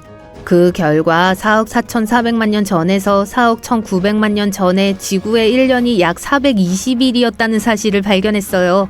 하지만 시간이 지남에 따라 달의 영향으로 지구의 자전 속도가 느려져 지금은 1년이 365일밖에 남지 않았어요. 도둑 맞은 기분이에요. 현재 달은 매년 지구에서 4cm씩 멀어지고 있는데 이는 손톱이 자라는 속도와 거의 같은 속도입니다. 천문학자들은 아폴로 임무 중 달에 설치한 특수 거울의 도움으로 이 사실을 알아냈습니다. 50년 넘게 연구원들은 이 거울에 레이저 광선을 보내 빛이 반사되는 시간을 측정해 왔어요. 어쨌든 친애하는 지구님, 현재 환자분의 상태는 위급하지 않습니다. 지구의 주민들은 지구 표면에서 떨어지지 않을 거예요. 중력이 중심을 향해 끌어당기고 있으니까요. 중력을 끄지만 마세요. 그러면 모든 게 괜찮을 거예요.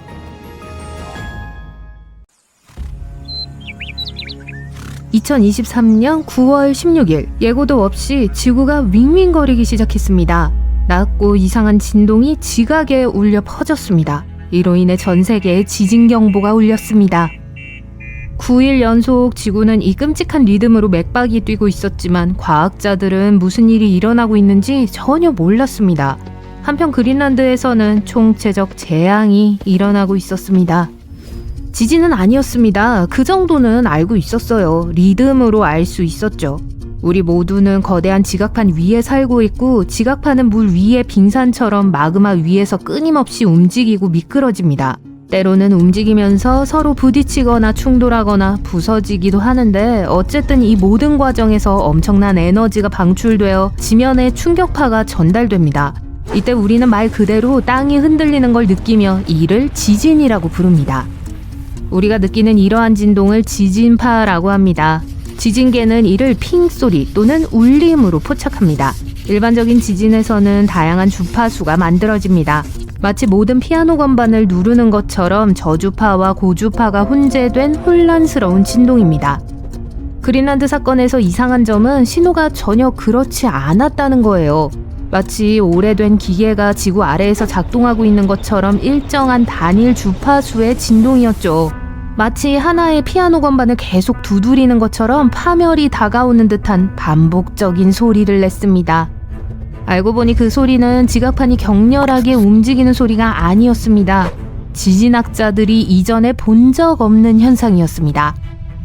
며칠이 지났지만 신비한 소음은 계속되었습니다. 진동은 90초마다 반복되어 전 세계에 울려 퍼졌습니다. 지진학자들은 무엇을 다루고 있는지 전혀 몰랐기 때문에 해답을 찾기 위한 노력은 점점 더 절박해졌습니다. 15개국에서 68명으로 구성된 대규모 국제팀이 모여야 했습니다. 이 모든 과학자들은 며칠 동안 지진 데이터와 위성 이미지를 수집하고 고급 연산을 수행했어요. 마침내 범인이 물이라는 사실을 깨닫기 전까지는 말이죠. 이 모든 일은 그린란드 동부의 외딴 황량한 지역에서 일어났어요. 이곳은 높은 절벽 사이에 있는 피오르드가 많아서 마치 우뚝 솟은 바위로 둘러싸인 깊고 물이 가득한 계곡과 같아요. 울퉁불퉁한 봉우리와 얼음 바다로 둘러싸인 이 지역에서 대기는 고요했습니다. 풍경은 마치 시간이 멈춘 것처럼 보였습니다. 수년 동안 이곳은 크게 변한 게 없었는데 어느 날 딕슨 피오르드에서 거대한 산사태가 발생했습니다. 피오르드 위로 우뚝 솟은 1219.2m 높이의 가파른 산 중 하나가 거대한 산사태로 무너졌습니다. 이 산의 거대한 덩어리가 무너지면서 아래 피오르드로 추락하는 모습을 상상해보세요. 이로 인해 엄청난 양의 암석과 얼음이 바다로 쏟아져 내렸습니다. 그 충격은 2,500만 입방미터의 파편으로 이어져 엄청난 피해를 입혔습니다. 이는 올림픽 크기의 수영장 10,000개 또는 기자의 대피라미드 10개를 채울 수 있는 얼음과 바위입니다. 그리고 이 모든 악몽은 자유의 여신상보다 더 높은 약 109.7m 높이의 쓰나미를 일으킬 정도의 강력한 힘으로 물속으로 던져졌습니다. 놀라운 것은 이 엄청나게 강력한 파도가 좁은 절벽에 의해 피오르드에 갇혀 탈출할 수 없었다는 거예요. 마치 닫힌 욕조에서 물이 출렁이는 것과 같죠. 9일 동안 거대한 쓰나미가 계속 휘몰아쳤습니다. 그래서 끝없이 윙윙거리는 소리가 들렸습니다. 물이 벽에 부딪히며 리듬감 있게 앞뒤로 움직이는 소리였죠. 충격파는 지각 깊숙이 파문을 일으키며 전 세계 지진계에 포착될 정도로 강한 진동을 일으켰습니다. 이는 매우 드물고 전례가 없는 현상으로 과학자들을 경악하게 만들었습니다. 수년간의 온난화로 인해 약해진 빙하가 더 이상 산의 무게를 견디지 못하고 무너진 거예요. 이 붕괴는 피할 수 없었고 혼란은 지구를 뒤흔들었습니다. 이 지역에는 유람선이 지나가는 경우가 많아 사람들이 자주 모이는데 다행히도 이 재난으로 인한 인명피해는 없었습니다. 하지만 이틀 전 이 지역에 좌초된 관광 유람선이 운 좋게 쓰나미의 영향권에서 간신히 벗어난 아슬아슬한 순간도 있었습니다.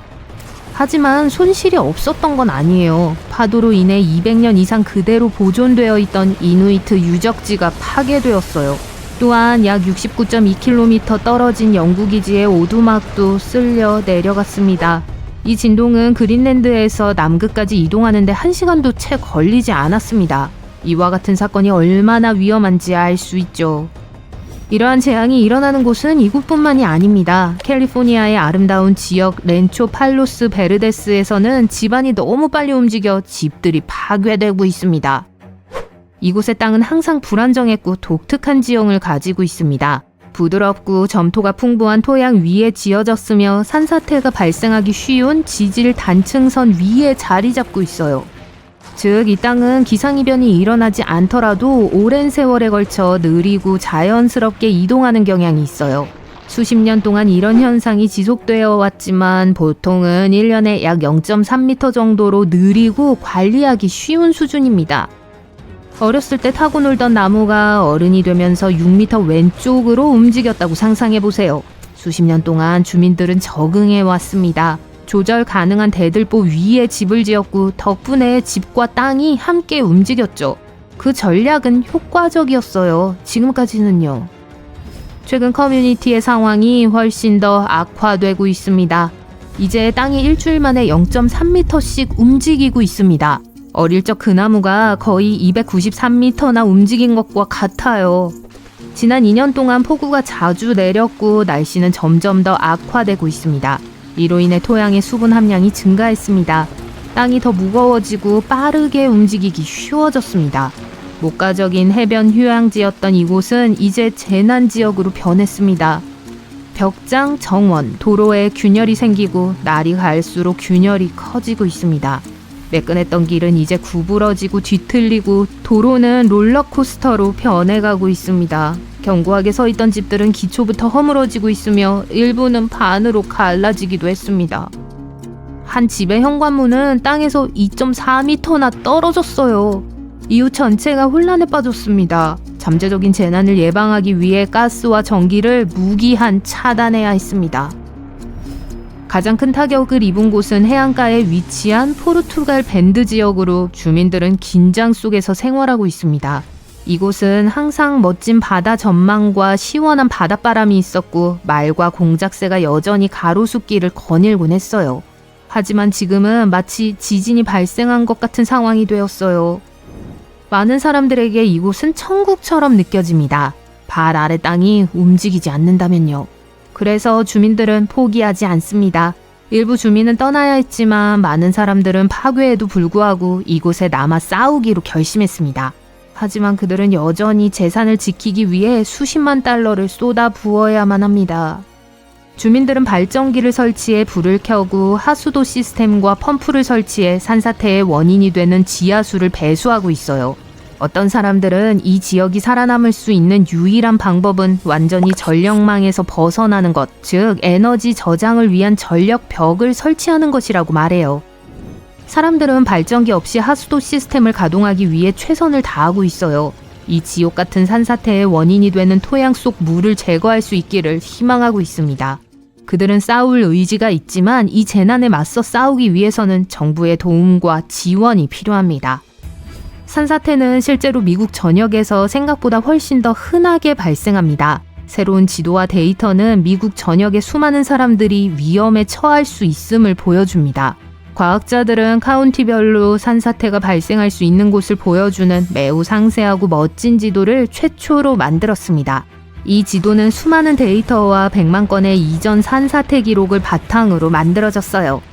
미국의 거의 44%가 산사태 위험에 노출되어 있으며 특정 지역에서는 엄청난 재앙을 초래할 수 있다고 해요. 다행히도 이제 주민과 엔지니어 모두 이를 염두에 둘 수 있습니다. 하지만 이 모든 것은 우리가 자연재해에 얼마나 취약한지 그리고 항상 경각심을 가져야 하는지를 보여줍니다. 소행성이 달에서 떨어져 나와 지구와 아주 가까워졌는데 이 소행성이 우리에게 위험할까요? 2016 HO3라고도 알려진 카모 알레와는 지구 근처 궤도를 돌면서 매우 빠르게 회전합니다. 줄여서 HO3라고 부르죠. 천문학자들은 이 소행성을 2007년 4월에 발견했습니다. 다른 소행성과 비교하면 아주 작아요. 하지만 지구에서 보면 작은 건물 크기, 즉 런던 아이의 절반 정도입니다. 하와이에서 발견된 이 소행성의 이름은 대략 흔들리는 것처럼 보이는 무언가의 파편이라는 뜻으로 번역돼요. 연구 끝에 그들은 이 소행성이 우주로 날아간 달의 조각일지도 모른다는 사실을 알아냈어요.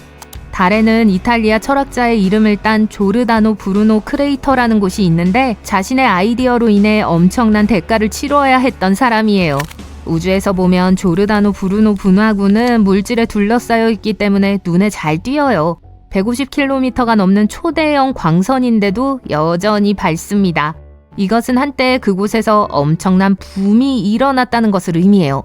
1178년 영국 캔터베리에서 5명 승려가 여행하던 중에 흥미로운 이야기가 있어요. 갑자기 그들은 달에서 이상한 일이 일어나는 것을 목격했어요. 그들은 달이 화염과 불꽃으로 갈라지는 것처럼 보였다고 말했습니다.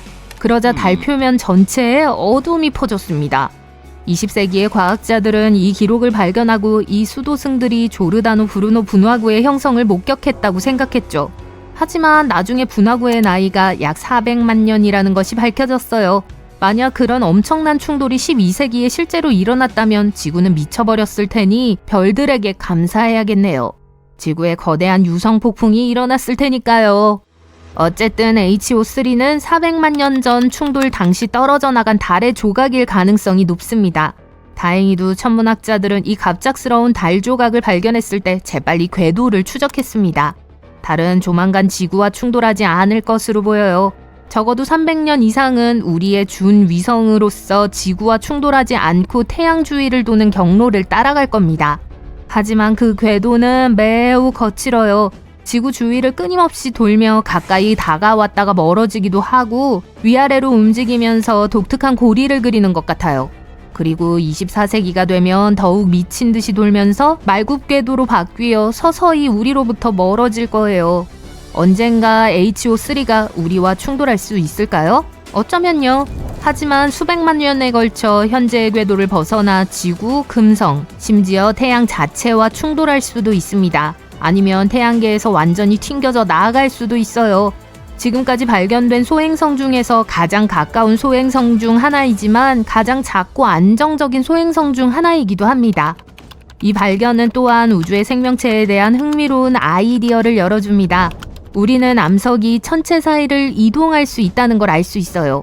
우주 우버처럼 암석을 타고 이동하면서 생명체가 우주 전역으로 퍼졌을 수 있다는 이론이 있습니다. 또는 적어도 탄소와 같은 생명체의 구성 요소들이요. 어쩌면 생명체가 화성에서 암석을 타고 지구로 히치하이킹을 했을지도 몰라요. HO3에는 생명체가 존재하지 않을 수도 있지만 수백만 년 동안 물건을 싣고 멀쩡하게 여행할 수 있다는 사실은 이 가설을 뒷받침합니다. 천문학자들은 HO3를 조사하기 위해 무언가를 보내길 원합니다. 2017년도에 한 학생 그룹이 우주선을 이용하자는 아이디어를 냈어요.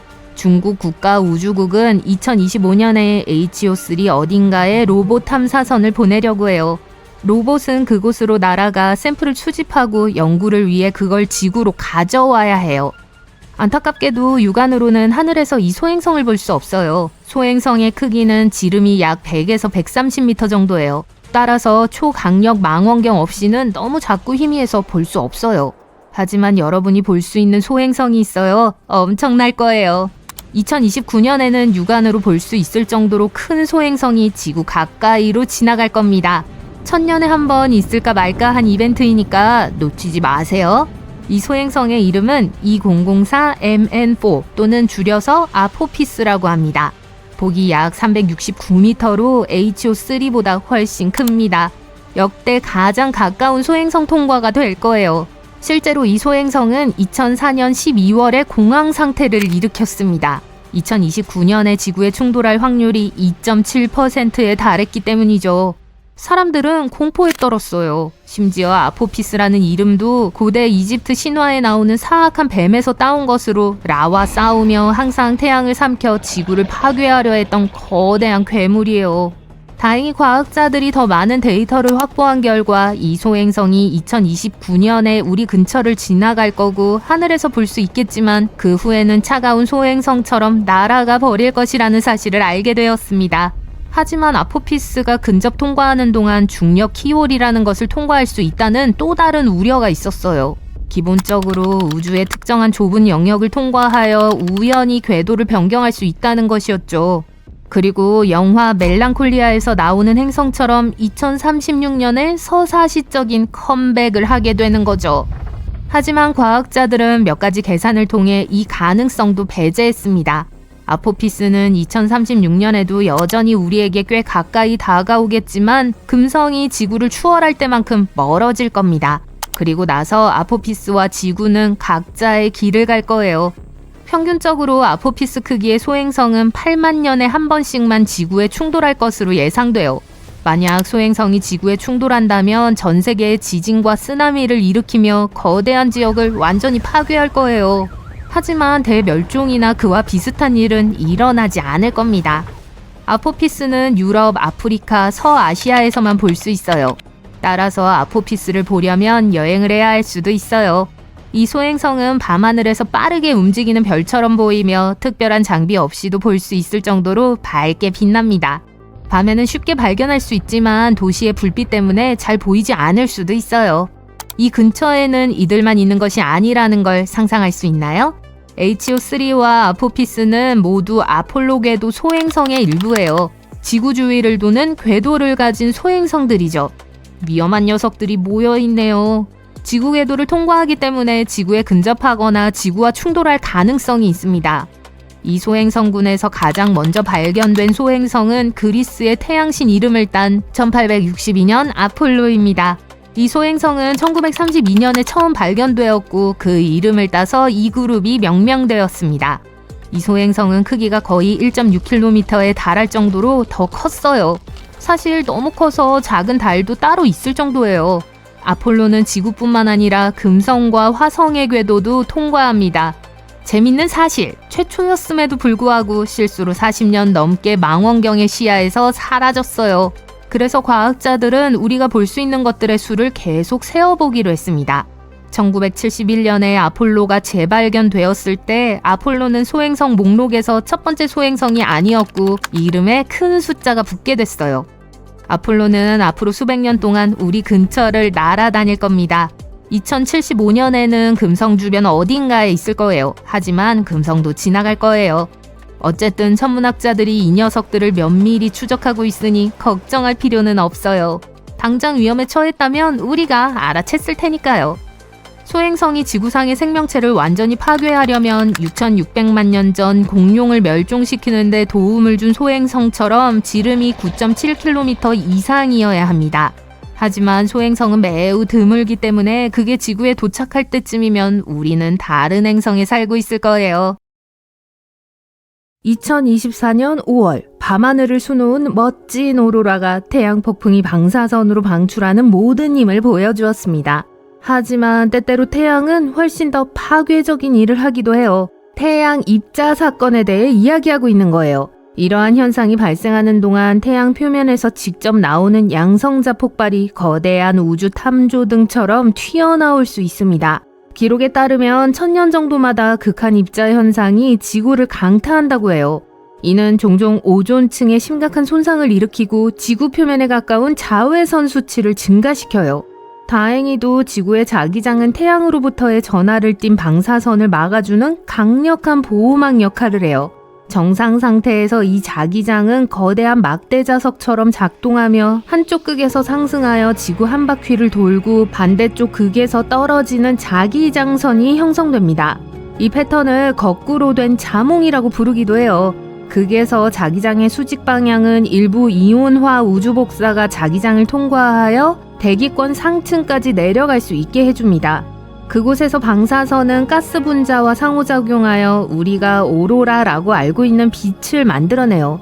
하지만 시간이 지남에 따라 지구의 보호막은 변합니다. 지난 세기의 북극은 캐나다 북부를 가로질러 연간 약 40km의 속도로 이동했어요. 또한 6% 이상 약화됐죠. 더욱 충격적인 사실은 지질학적 기록에 따르면 지구의 자기장이 매우 약하거나 아예 없던 시기가 수세기에서 수천 년까지 있었다는 거예요. 그 비극적인 시대에 대해서는 나중에 다시 이야기할게요. 화성을 보면 보호 거품이 없는 지구가 어떤 모습일지 쉽게 상상할 수 있습니다. 붉은 행성은 아주 오래전에 자기장을 잃었어요. 그리고 이 자기장이 사라지자 화성의 대기 대부분도 사라졌습니다. 2024년 5월 강력한 태양 입자 현상이 화성을 강타했습니다. 이 사건으로 인해 화성 오디세이 우주선의 작동이 중단됐고 화성 표면의 방사선 수치는 사람이 흉부 엑스레이를 찍을 때 받는 것보다 약 30배나 더 높아졌어요. 태양의 외부 대기는 끊임없이 변화하는 전자와 양성자의 흐름, 즉 태양풍을 방출합니다. 동시에 별의 표면은 태양 입자 현상이 일어나는 동안 대부분 양성자로 이루어진 에너지 폭발을 일으켜요. 이러한 에너지 폭발은 몇 분에서 몇 시간까지 지속될 수 있는 매우 강력한 전자기 방사선의 폭발인 태양 플레어와 관련이 있습니다. 양성자는 전자보다 훨씬 무겁고 더 많은 에너지를 운반해요. 그렇기 때문에 지구 대기의 낮은 수준까지 도달하여 공기 중의 가스 분자를 흥분시킬 수 있어요. 이렇게 고조된 분자는 육안으로는 보이지 않는 X선을 방출합니다. 모든 태양 주기 동안 수십, 수백 번의 비교적 약한 태양 입자 이벤트가 발생합니다. 이제 태양 주기에 대해 잠시 이야기해 볼게요. 멀리서 보면 태양은 고요하고 안정된 것처럼 보여요. 하지만 확대하면 태양 표면이 끊임없이 끓어오르고 소용돌이치는 걸 볼 수 있어요.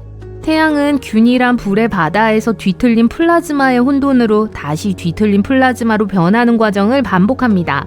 11년 정도마다 우리 별의 자기장은 엉키게 되어 고무줄이 단단히 감겨있는 공을 상상해보세요. 그런 순간이 바로 그런 모습이에요.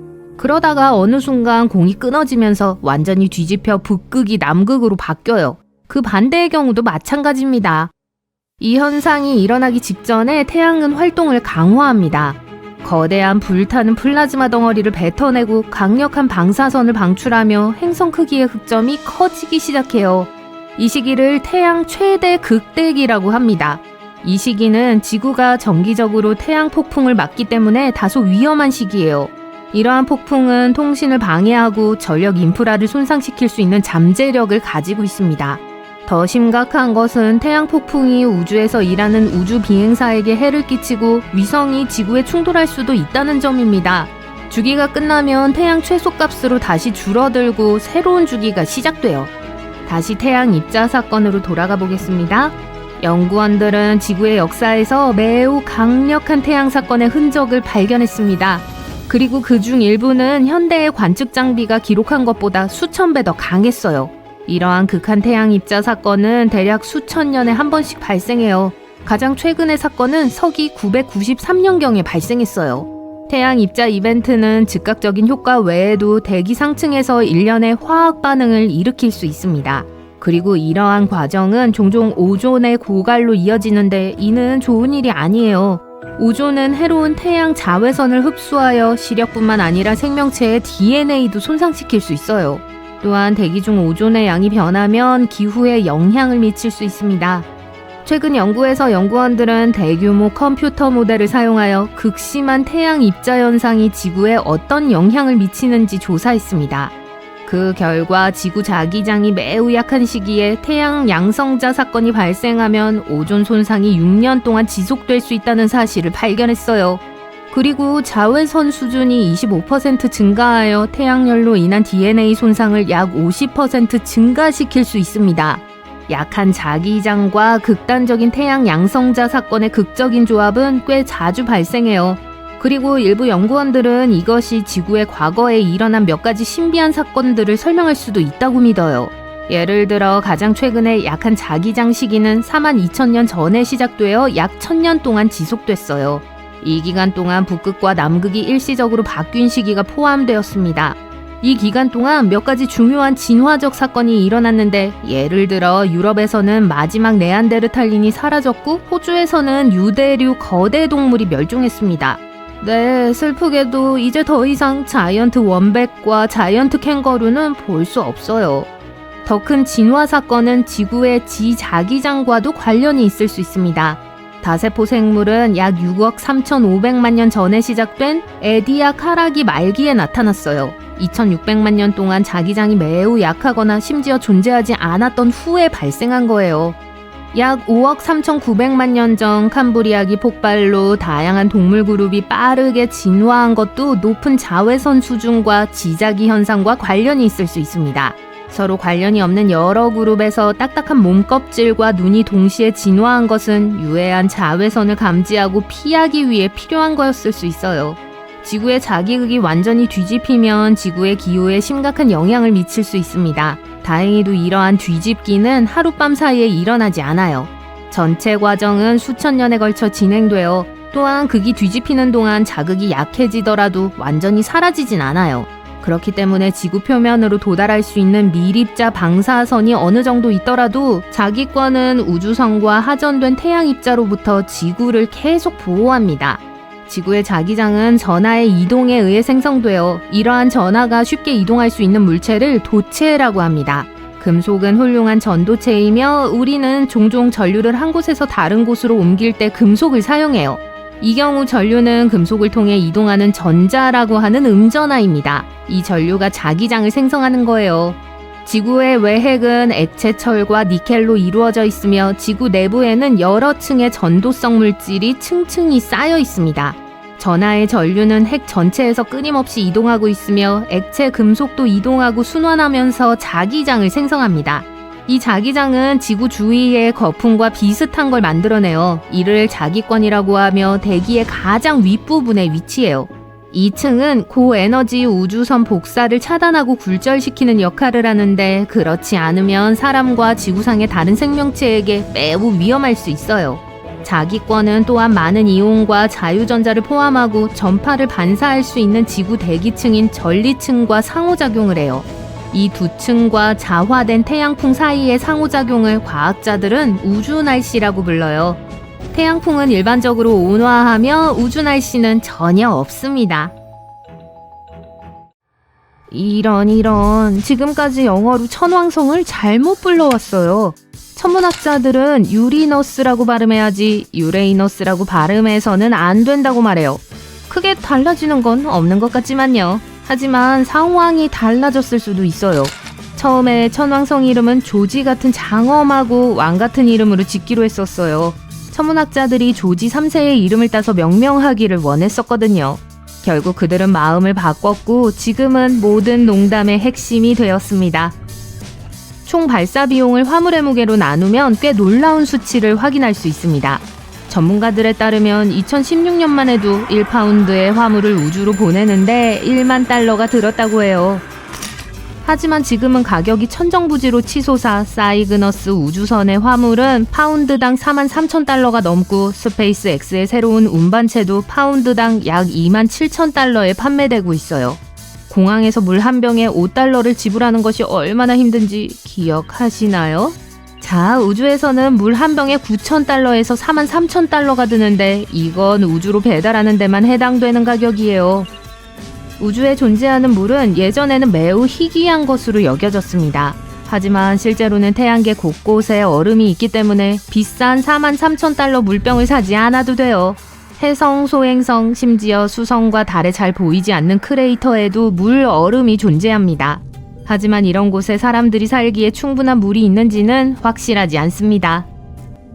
화성에도 표면에 먼지와 서리 아래에 숨어있는 극지방에 얼음이 있어요.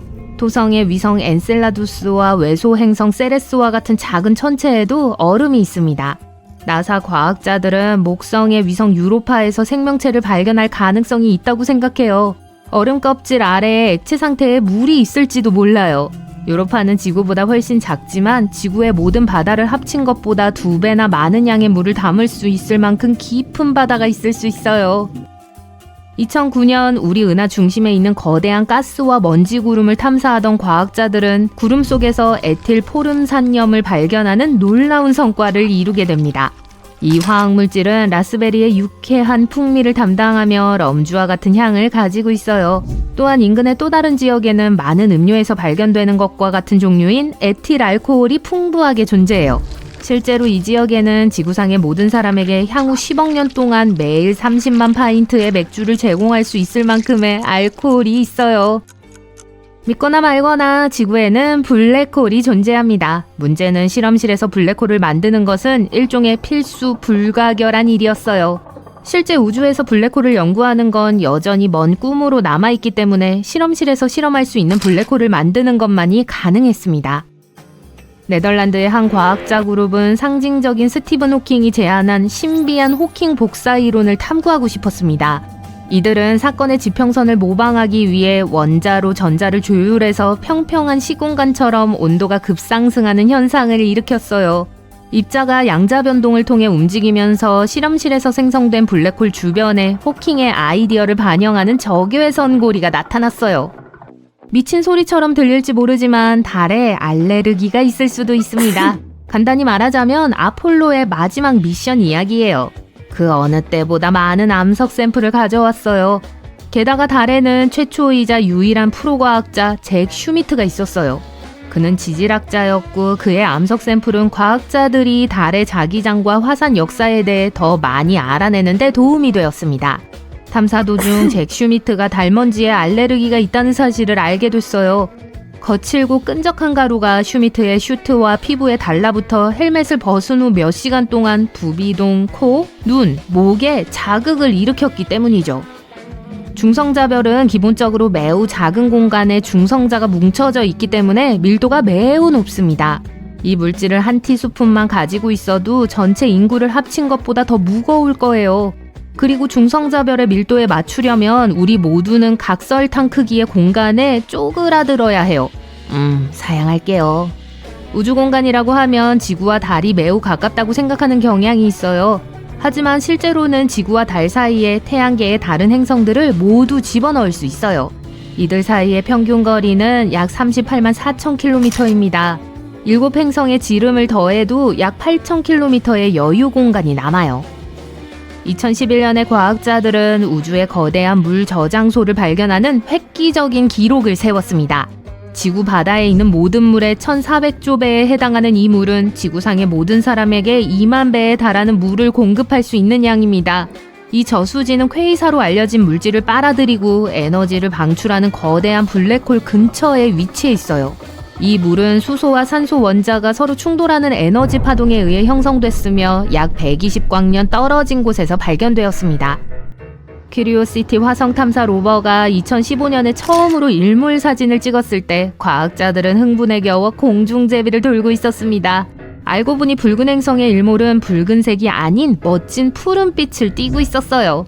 나사에 따르면 이 현상의 원인은 화성 대기의 먼지가 노란색, 주황색, 빨간색과 같은 따뜻한 색조를 차단하면서 푸른 빛을 투과시키는 마법의 필터와 같기 때문이라고 해요. 금성은 지구에 비해 느리게 회전하는 행성입니다. 이 행성이 완전히 자전하는 데는 244mm 걸리며 반대 방향으로 자전해요. 그런데 금성은 자전하는 데 더 오래 걸리지만 태양이 매우 가깝기 때문에 태양 주위를 단 225일 만에 돌고 있어요. 따라서 믿거나 말거나 금성의 1년은 실제 지구의 하루보다 짧습니다. 밤하늘은 어두운 공간이 전혀 없이 별들로 가득해야 한다고 생각할 수 있어요. 이러한 생각은 독일의 천문학자 하인리히 빌헬름 올버스의 이름을 딴 올버스의 역설로 알려져 있어요. 그는 우주가 무한하고 변하지 않으며 영원하다면 어디를 보든 별을 볼 수 있어야 한다고 생각했어요. 하지만 우주는 무한하지도 않고 불변도 아니고 영원하지도 않다는 것이 밝혀졌어요. 에드윈 허블은 우주가 실제로 팽창하고 있다는 사실을 발견했으며 빅뱅에서 남은 방사선을 통해 우주의 나이가 약 138억 년이라는 걸 알 수 있습니다. 그 모든 생일초를 생각해보세요. 자, 우리가 모든 방향에서 별을 볼 수 없는 이유는 일부 별이 너무 멀리 떨어져 있거나 빛이 우리에게까지 도달할 만큼 충분히 오래되지 않았기 때문이에요. 아폴로 16호의 달 탐사 임무 중 지휘 모듈 조종사 켄 매팅리는 결혼 반지가 없어졌다는 사실을 깨닫고 약간 당황했습니다. 모든 승무원이 미친 듯이 우주선을 수색했지만 운이 없었어요. 마침내 9일째 되던 날, 매팅리가 우주 유영을 하던 중 해치도어 밖으로 반지가 떠다니는 걸 발견했습니다. 찰스 듀크 주니어가 반지를 잡으려고 했지만 놓쳤어요. 다행히 반지는 매팅리의 헬멧에서 튕겨나와 듀크 주니어의 손에 들어갔죠. 반지를 찾은 것도 좋지만 거기에는 다른 물건들이 많이 남아있었고 심지어 칫솔도 어딘가에 떠다니고 있었어요. 수성은 이미 태양계에서 가장 작은 행성이고 물론 명왕성은 제외하고요. 지구 다음으로 밀도가 높은 행성입니다. 그리고 믿거나 말거나 수성은 실제로 점점 더 작아지고 밀도가 높아지고 있어요. 오랫동안 과학자들은 지구가 지각 활동을 하는 유일한 행성이라고 생각했어요. 하지만 메신저 우주선이 수성을 지나가면서 행성 전체를 자세히 살펴볼 수 있게 되면서 모든 것이 바뀌었어요. 2016년 메신저는 단층 절벽이라고 불리는 멋진 절벽 같은 지층을 발견했습니다. 과학자들은 이 단층이 아직 비교적 작기 때문에 태양계가 시작된 지 45억 년이 지난 지금도 수성이 수축하고 있음을 시사하는 매우 새로운 것이라고 생각합니다. 약 10년 전 이탈리아 우주비행사 루카 파르미타노는 우주 유영 중 물이 새는 것을 미처 발견하지 못해 익사할 뻔한 경험을 했습니다. 어떻게 이런 일이 발생했는지, 왜 루카의 헬멧에 물이 들어갔는지 아무도 몰랐어요. 나사는 수개월 동안 이 문제를 조사했지만 루카의 헬멧에 물이 들어간 정확한 원인을 밝혀내지 못했습니다.